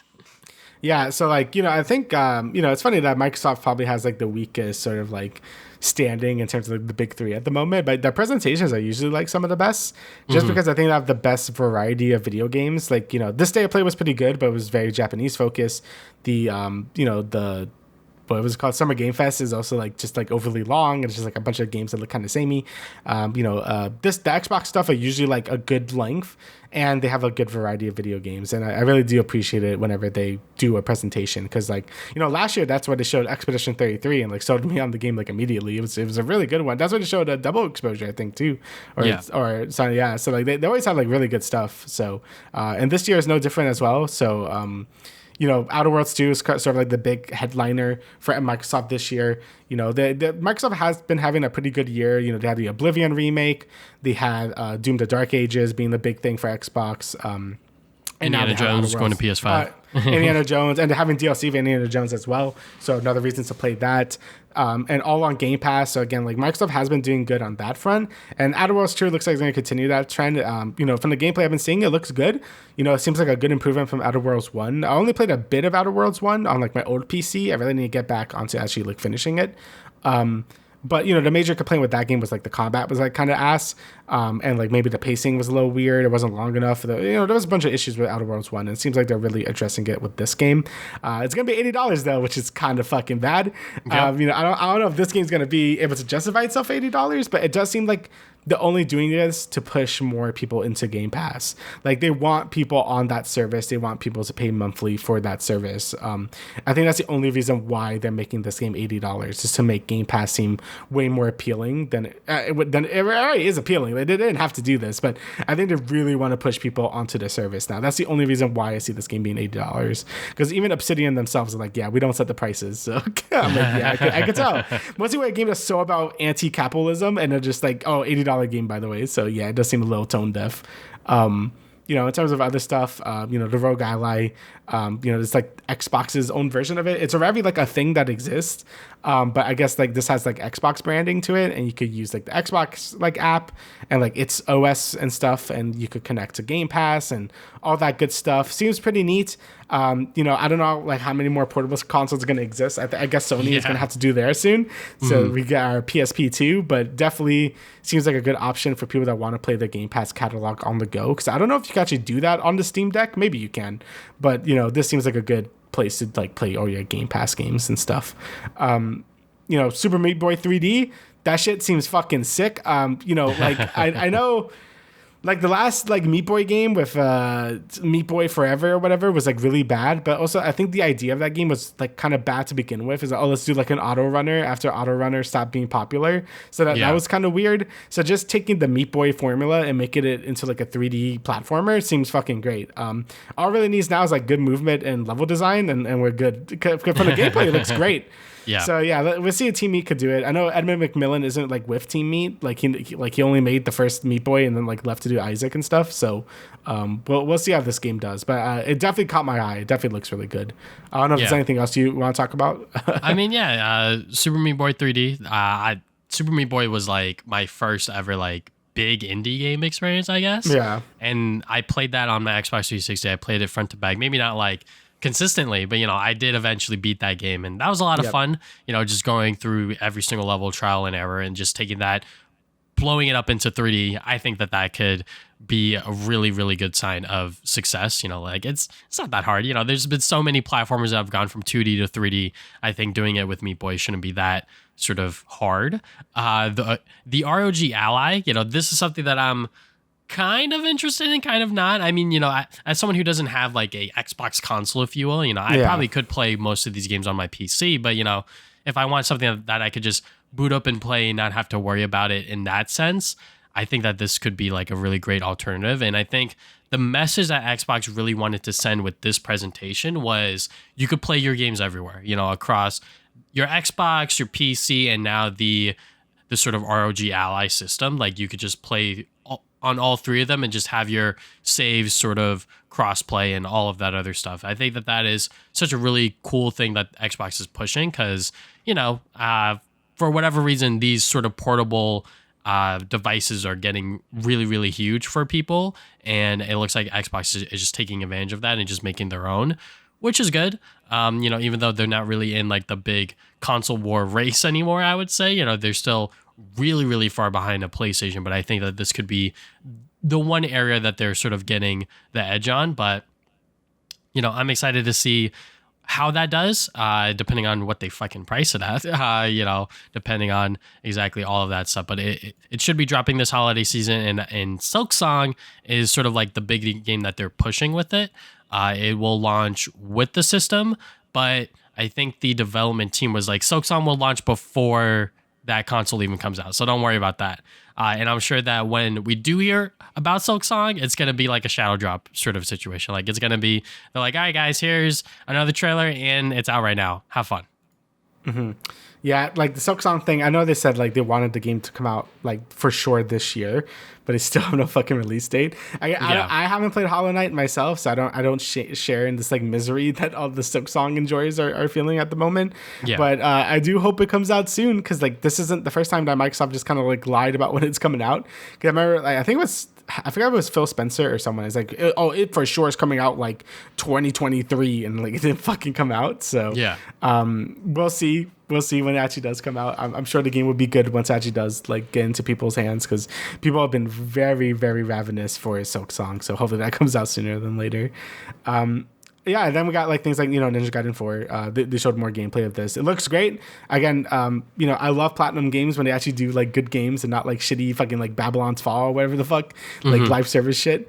This game looks great. I haven't really played any other Ninja Gaiden game before, but just seeing the gameplay of this game and just seeing like the fun, frantic Platinum action you come to expect looks really good. I know my brother's really excited for it. He's a bigger Ninja Gaiden fan than me because he played like all of them, so he's like very interested in this game. So hopefully they just bring Platinum out of like the rudder, because they've been not doing super great. Mostly because they lost a lot of their talent, because a lot of them went into making that clovers, like they just became Clover again, making Okami too. So I guess we'll see what happens with Platinum themselves. But this game looks really good. It seems like they're really proving themselves to like, yeah, we still got it. So I hope they do, because Platinum is always like up and down with them. So we'll see how that game does. Game Freak's game, just real quick. Beast of Game Reincarnation. Freaks. Just want to bring that up again. So all right. You know, I'm not the biggest Pokemon guy, but when it comes to Game Freak, you know, they haven't. I feel like back then on like the 3DS era, they always had like a few games here and there of like things that they wouldn't normally do outside of Pokemon, right? You know, kind of thing. Yeah. But I feel like with like the Switch era, if you will, they didn't really do that. And I think that this is like their first big push of like doing something outside of just Pokemon. And it's so fucking different from like what we've seen of them before. Obviously, there's still like monsters and shit in here, but it looks kind of cool. I'm not sure if I would play it myself, but you know, just seeing them go into a art style and sort of this genre, you know, it seems so weird, but I think it could work. Yeah, like, I mean, Game Freak has done games besides Pokemon, but this probably is their biggest one that they've done. Because, you know, they've done, like, smaller downloadable games for Nintendo, or maybe done some mobile stuff. Like, they've been around. Like, they've done some different stuff. But this is definitely one of their biggest games they've done that isn't Pokemon. And, you know, when I saw that Game Freak logo, I literally had a double take. I'm like, what do you mean Game Freak? Xbox, huh? And, you know, it seems kind of cool. I don't know if it's like a Souls-like game or like a Monster Hunter type game. I can't really tell. But it has a cool aesthetic. Like, the monster designs are good, which, you know, makes sense if it's made by Game Freak. But, you know, the frame rates are kind of bad. Also makes sense that's from Game Freak. But I guess we'll see how this game does, and if Game Freak could really sort of like expand beyond Pokemon. And, you know, I do think it kind of shows that Game Freak can make good games. It kind of just constricted by the hype cycle and just like the cycle of Pokemon, because, you know, they always have to release a new generation so they could sell toys, so they could sell Pokemon cards, so the new anime could come out. You know, like, Pokemon is not just a video game series, it's like this multimedia conglomerate. And, you know, if they're not, you know, the games are always the first ones to sort of push out a new generation. If Game Freak isn't keeping up with that timeline, then the whole fucking empire falls, right? Yeah. So it must be a lot of pressure onto Game Freak, but it does seem like there are taking their time now. Like, just them making Legends Arceus and now Legends ZA, like, they have like no incentive to make these two games, like, but they're like some of the best games they made, because they're just like doing totally different things in the Pokemon formula, and I think it's been working out great. So seeing them kind of branch out into it, like, even further out of Pokemon, you know, I hope the game is good, because I definitely will try it. I want Game Freak to actually make like really good stuff. So yeah, just very surprising to see, and I hope it works out for them, because, you know, I like Pokemon, and I want Game Freak to like do like kind of be free from its shackles if they can. So yeah, looks good. I guess the other, like, sort of like the really big game that a lot of people were talking about was the Clockwork Revolution. So This is sort of like a new Western RPG, like sort of like a cyberpunk-y type deal, or like a Fallout type game, and it looks really good. I remember when they first showed the trailer for this like years ago, when it was just like kind of like just like what it would be about. I'm like, oh, that looks like a really cool aesthetic.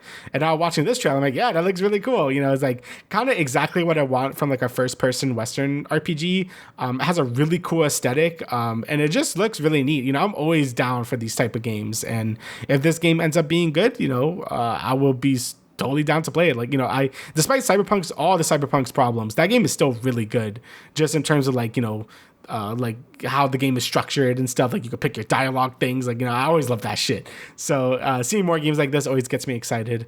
You know, Outer Worlds 2 is also going to scratch that itch as well. So more games like this is always great to see. You know, we used to have a ton of these games, but now they kind of fell off a bit, probably because they're like really hard to make nowadays. So good to see another developer kind of step up and do this. I believe they made some other CRPG that I'm fucking forgetting what they made, but it was like another good RPG that they made. So really cool to see them kind of like expand into like a bigger sort of like space here. So yeah.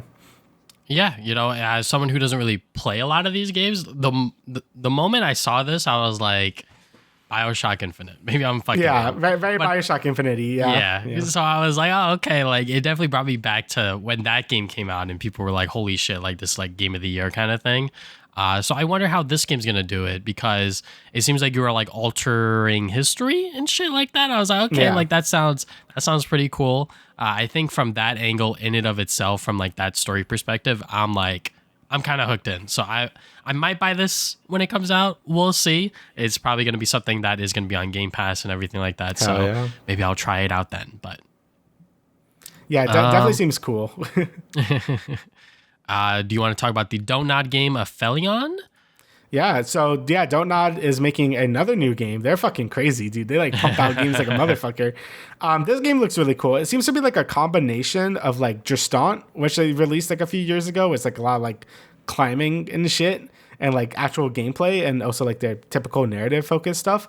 I think that's really cool because, you know, as long as they stay away from combat, I think Don't Nod does some pretty good stuff because I heard a lot of good things about Justant, and obviously their narrative focused stuff is always like pretty fucking good. And seeming them to like combine them together to make a game seems really cool. You know, this one takes place in like space and like maybe there's aliens and shit. Very like, what's that game? No, I'm sorry. No, not Gravity. Murph. What's the one with Murph? What's that movie? Interstellar. Oh, Interstellar. There you go. Yeah. Yeah, it's like kind of like Interstellar or whatever, but like Don't Nod's version of it. It looks really cool. You know, I'm pretty excited for it coming out next year. It seems to have like a pretty high budget, all things considered. It seems like maybe Microsoft maybe gave them some money or whatever. Because I mean, honestly, like even the game we just played, why I'm forgetting the game they just made, Lost Records. Yeah, Lost Records also looked really good. Like, it seems like Don't Nod is doing pretty good for themselves, considering. Like, I'm just really impressed by their output, man. Like, they make like a new game like almost every other year, which is crazy. And they're not afraid to really like take risk and like kind of do crazy stuff, which I'm excited for. So yeah, definitely looking forward to this. Hopefully it's on Game Pass because you know that it saves me money. But yeah, it looks good. Yeah, you know, another Don't Nod sort of story-driven game, but them also combining other aspects from Justant, which is a game that I have not played yet, but I haven't you know, either. I should though. always looked really, really cool whenever I did see it. You know, just combining that with an actual narrative, that could work. You know, I'm not entirely sold on it just yet because I feel like whenever Don't Nod stray away from like their typical like teenager stuff, they always falter a little bit, but we'll see how this one plays out and if they're actually able to combine those two elements of like narrative stuff and also the parkour, whatnot. So yeah, I mean, as long as they stay away from combat, because it's twice already, and they were both like Vampire I heard is good besides the combat. Same thing with the other game they made, like the not Witcher game. Like the combat was the worst part about that game. So like, just if they stay away from combat, I think they're fine. So yeah. Gears of War Reloaded. Yeah. This was another sort of, I guess, game that people were expecting. I think, was this the announcement of the game? I forget, because like I feel like there's always some sort of rumor about the Gears of War series. There was a lot of rumors, because I don't think they officially announced it till right now, because it was like E-Day that they announced last time, but not Reloaded.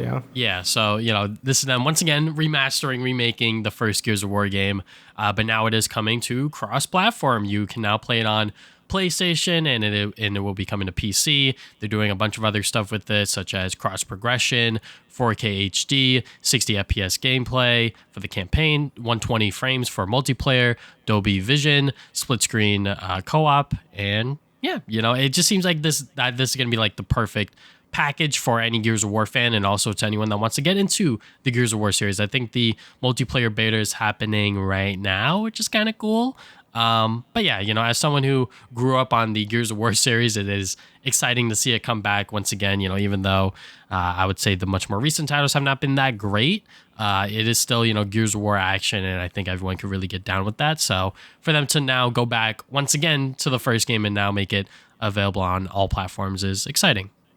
Yeah, I mean, I'm excited. I mean, like Gears of War kind of passed me by. Like I played 2. But I only like played the multiplayer and like horde modes and stuff, and I liked it. Like it's not like I didn't like it or anything, but I didn't really like play the campaigns. I mostly I was like a Halo boy. I played a lot of the Halo campaigns. So I'm looking forward to sort of playing this game and like playing through the campaigns and stuff. Hopefully to do 2 and 3 as well. Like just have like the OG trilogy like on like this reloaded train or whatever the fuck. That'd be kind of neat because I would like to play these games because they always seem like a ton of fun. And it's cool that they have like the 60 FPS campaign and then they have like 120 frames like multiplayer. Like that's pretty fucking crazy. So it's cool to see them like really put a lot of effort into this remaster. So definitely excited for that. It definitely like to hold fans over until E-Day comes out because that's still what's going to show up in this. And I know people are very excited for that as well. So yeah, seems like a good way to get into the series, like which probably will be me. All right, so big news for me, Persona 4 Revival. They showed like 2 seconds of it and that's it. This is very much like, we're fucking making it, shut the fuck up. So, no release date at all. Atlas like released a thing being like, yeah, we're excited to make this, but don't expect this for a while. So yeah, this was definitely because all the rumors were coming out and like we knew it was happening. And yeah, they were just like, okay, here you go. I mean, again, I would have preferred a Persona 6 like right now. Like 3 Reloaded was really good and I really liked it. And I think Persona 3 itself kind of needed that remake, but I think Persona 4 Golden is still really good and doesn't really need a remake. Like, yeah, it looks a little crusty or whatever, but like I think it still holds up really well.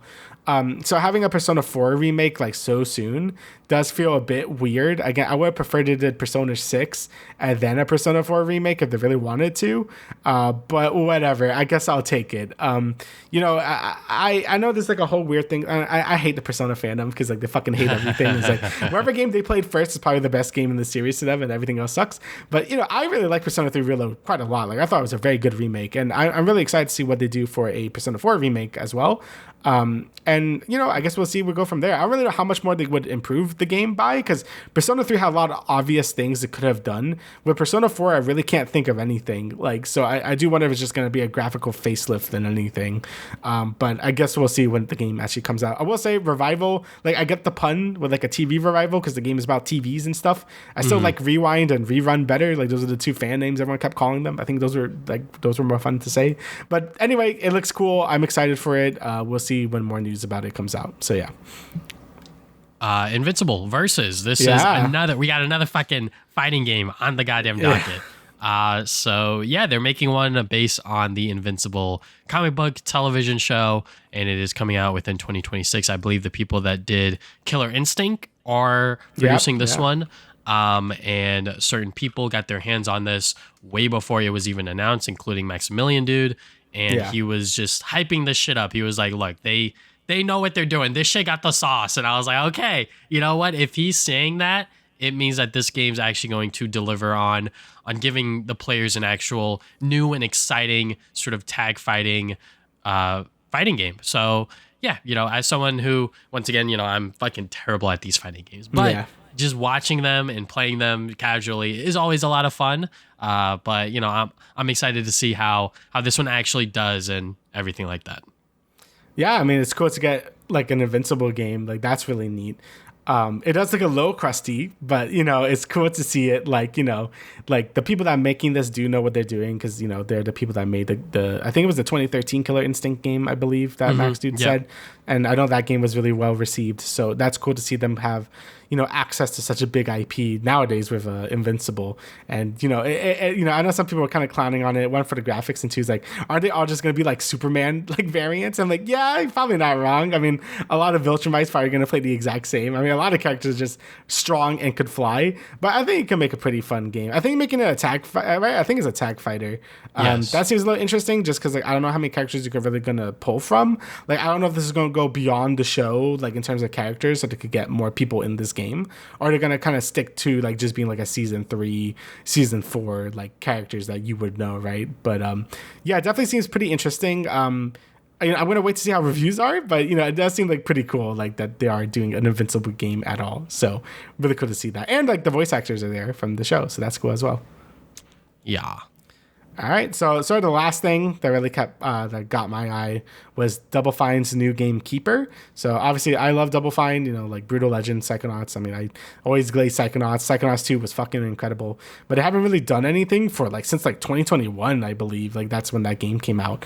So seeing this new game being like this wacky game where you play as like a fucking lighthouse, like sure, why not? That seems fun. So yeah, Double Fine always makes really cool creative games, and this seems like something that will also be a really cool creative game as well. I don't really know what the gameplay is besides you walk around as a lighthouse and you light people up or whatever. But sure, it looks really cool. I love the aesthetics of it. It looks really neat. Definitely, yeah, we'll keep an eye on this one as well. I will say, ending the showcase with like a Call of Duty game was a choice. I will say that. That was like the biggest wet fart of an ending I've seen, because like they're like, this is a classic game that, you know, you'll be really excited for. I'm like, oh shit, okay, I wonder what it's gonna be. And then it was like Call of Duty. I'm like, oh, okay, I guess, like, sure. But overall, I thought it was a really good direct. Like, I thought they had a good variety of games, some really cool stuff in there. And yeah, I personally thought it was the best showcase, but I thought all of them were like pretty good this year. Like, I don't think there was really any real stinkers. Like, even the state of play I thought was pretty decent. So yeah, pretty solid year. Again, these summer game festivals aren't as exciting as E3 or whatever, but I do appreciate them, that they exist, like I said earlier. So yeah, just a good set of announcements. And we are missing someone. Nintendo did not do a direct this year. Probably because the Switch 2 fucking came out, so they didn't really felt the need to do one. But we did get stuff. We got 2 stuff, actually. Yes, so, 2 things. Yeah, if you want to talk about the Splatoon thing, I guess. Yeah, so I guess I could talk about it. So they dropped this randomly, just a fucking random ass day. They were like, research report from Squid Research Lab, Nintendo Switch 2. So the first big announcement is that there is now a official Splatoon spin-off game called Splatoon Raiders. It will be a Switch 2 exclusive, no release date yet. And then the other part is that there will be a Splatoon 3 update 10.0, updating stuff. And I think they're bringing back an old map, all that other stuff. I don't know much about Splatoon 3 personally, but Splatoon Raiders, that seems pretty cool. And the fact that they are treating it as like a standalone game as opposed to like DLC attached to Splatoon 3 seems like that they're going to do stuff that requires the Switch 2's power. So yeah, I'm excited for it. I mean, Splatoon as a franchise, it might seem like the sort of the goddamn industry plant of the Nintendo franchises, if you will, but it does do very well as sort of their shooting genre game, right? You know, it's Squid's kids, you know, they're shooting guns that are not actual guns, but, you know, they look like paintball guns or whatever. So yeah, you know, the fact that they are now getting like its first spin-off game is pretty cool. And I wonder how this new one is going to play out. Yeah, dude, I'm like really excited because, like, you know, honestly, when I think back about Splatoon, I think I always think first about the single player campaigns and like their DLCs. Like, I honestly really unironically love the single player in Splatoon. Like both 1, 2, Octo expansion, especially the 3 campaign was extremely good, and Side Order I really enjoyed as well. Like all those campaigns are like a ton of fun, and you know, you can get like a couple of hours of all those just in general. So seeing Splatoon really branch out to become like making its own, like I'm assuming single player spinoff is really cool. Honestly, the only thing that would hurt this game is its price tag. If it's like $80 or 70, then damn, you know, that would suck. You know, it would have to have a lot of content to really justify that. And, you know, I think you can't really, like a Splatoon 4 being 80, at least you know there's going to be a lot of content because you have the multiplayer, you would have Salmon Run and a campaign. Like that's a lot of game. Like Splatoon games are pretty meaty, but just having like a single player adventure game, like it better be like a pretty beefy one if you're going to charge that amount. But yeah, we don't know yet. Either way, I'm very excited about prospect of like a spin-off Splatoon game, you know, focusing on deep cut, which we didn't really see too much of in Splatoon 3. Like there were like the boss fights, but that was about it.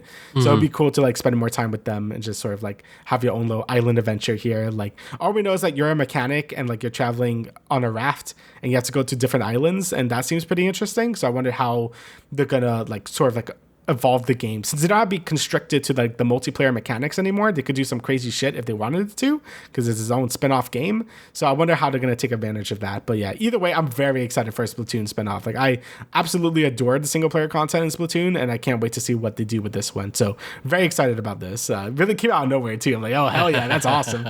So yeah. And I guess like the last thing of like Nintendo's sort of like E3 direct stuff was the Donkey Kong Bananza direct. So this literally just happened today in the morning, and dude, yeah, the game looks fucking awesome. Like I already was sold on the game during the first trailer. I'm like, a 3D Donkey Kong platformer, that's awesome. That's enough for me. But you know, a lot of other people were like really skeptical, like, oh, is this gonna be as big as like a Mario game or whatever? And I think this direct really shut a lot of people up. You know, like this showed off obviously a lot of new mechanics and stuff, but also showed more about what the fuck you're actually doing. So, the big one being Pauline. Pauline is going to be a big part of this game. Officially revealed. Yeah, so we knew about this for like a month because like some box art got leaked that showed the rock guy was actually Pauline, like Kid Pauline, and now we could see her like in like this whole direct. So it seems to be like a prequel, even though that ruins the timeline because like, oh, but Cranky Kong is supposed to be the original Donkey Kong from the arcade game. But I'm like, shut up, whatever. It doesn't matter. Yeah, that's what I'm saying. It doesn't fucking matter. So yeah, it looks like a prequel with like Donkey Kong and Pauline like first meeting and stuff, and that's really cool. And then obviously the game itself is very Mario Odyssey coded. You have all the banana gems that you could collect, which act like the power moons. You could terraform the land by ripping everything apart. You have some like Tears of the Kingdom stuff with the different outfits have different effects. It's like a really big game and it looks like awesome. Like my whole impression of watching this with the different transformations and stuff, I'm just like, man, they're absolutely cooking with this shit. It looks so good. So yeah. Like this is gonna be probably one of the biggest open world Nintendo games outside of like the Zelda games, right? Like I think outside of those, this is gonna be such a big open world experience for them where they're giving the players so much choice and freedom to do what they want. And the fact that Donkey Kong is able to literally pick up anything and tear it apart from the world, break the world, destroy these mountains, literally do anything and everything is very exciting. And I cannot wait to see how all that plays out. And you're not necessarily going in blind either. There are tools that will allow you to figure out where bananas are. And there's going to be upgrades with like skill points and everything like that. Skill trees and shit too. Like, yes, what the fuck? They are being very extensive and very thorough with this game, and I cannot wait. I mean, like you said, I was sold on this game with the first trailer. The Nintendo Treehouse presentation sold me even further just by seeing how Donkey Kong moves and everything like that. So yeah, I cannot wait for this game to come out. This is definitely, I'm a lot more excited for this than Mario Kart for sure. Like even though I really like Mario Kart, I think this game is going to do a lot of great things from a 3D Nintendo platformer sort of perspective, and also just a really great game that will give the players so much freedom and so much choice. And I think that is the beauty of modern Nintendo, if you will, that they really do give you the choice of playing the game of how you want it. Yeah, like just the amount of freedom all these games let you do, with Mario Odyssey and Tears of the Kingdom, Breath of the Wild, like, all that culminates into this game as well. Just seeing like, the different costumes you can unlock, the amount of collectibles you could collect, the amount of like rewards you could get from like the music tracks to, again, like the costumes and all that. It just seems like a really deep game, and I'm really excited to get my hands on it. And I always would love how expressive all the characters are now. Like I know a lot of people were like kind of iffy on the Donkey Kong redesign, but at this point, I'm just like, dude, it's so good. Like, I like ever since like Mario Wonder, like I felt like Nintendo has just gone off and like just made all their games so expressive and so full of character. With Mario Wonder, Mario Kart World, and now this game, I'm just like, dude, all these games look so good now. Like just like the amount of like expression these characters have. And yeah, I'm really excited about it. Like all the boss fights look cool. Like everything looks really good. Like the game itself looks like like a dream. Like everything about it looks really cool. And Dixie and Diddy is there, so Diddy is free. Oh God, he made it. He's riding on Rampy, so there you go. So, but yeah, overall, I think this game looks awesome, and I cannot wait for it. Like you said, it's definitely going to be, I think, the system seller, because I think Mario Kart probably is going to outsell basically everything on the Switch too. I think that's for certain. But I feel like most people just get Mario Kart because it's Mario Kart. I feel like this is going to be the game to be like, wow, I really need to get the Switch 2 for this game, right? So, or at least I hope so. So yeah, it looks awesome. I'm really excited for it. I think they're cooking with this shit. So yeah, I'm very excited. The stupid wacky transformations. The fact that Pauline is fully voice acted is she's very fully cool. voice acted, which is crazy. She's just talking. That's weird. Yes. Like, it's so funny that like Nintendo's like the only like publisher where it's like, oh my God, their characters are talking. Like, holy shit. Yeah, because it's like something they've just been doing recently with, Tears of the Kingdom and Breath of the Wild when everyone is talking. And now in this game, Pauline is like the one talking. It's just like, whoa, that's crazy that there's voice acting in these games, right? It gives me hope for if they ever do like with Gen 10 for Pokemon. Like I do hope there's just voice acting at that point, because it just feels so odd that there isn't at this point. Like there's a certain charm to like the nonsense words they say, but I'm like, just have voice acting, So yeah. Hire these hire these actors, just give the games much more life to breathe in and all that stuff. But Yep. yeah, I am so excited for Kong Bonanza, and I think that this direct will hopefully sell a lot more people in terms of what the game actually is, because seems like that there's a lot of content here to really dig your teeth into and really enjoy what this sort of open world 3D platformer can offer. And, it's not just, exploring the world and doing all the basic stuff you would come to know and love. There's seems to be layers to this stuff with the outfits, with the skill trees, with the amount of abilities and everything like that. So yeah. Very, very exciting. All right. Is there anything else you'd like to add, good sir? No, that's about everything. All right. So thank you guys for listening to the Travis and Damian podcast, episode 165. We will see you guys a week and a half from now with another episode. See ya.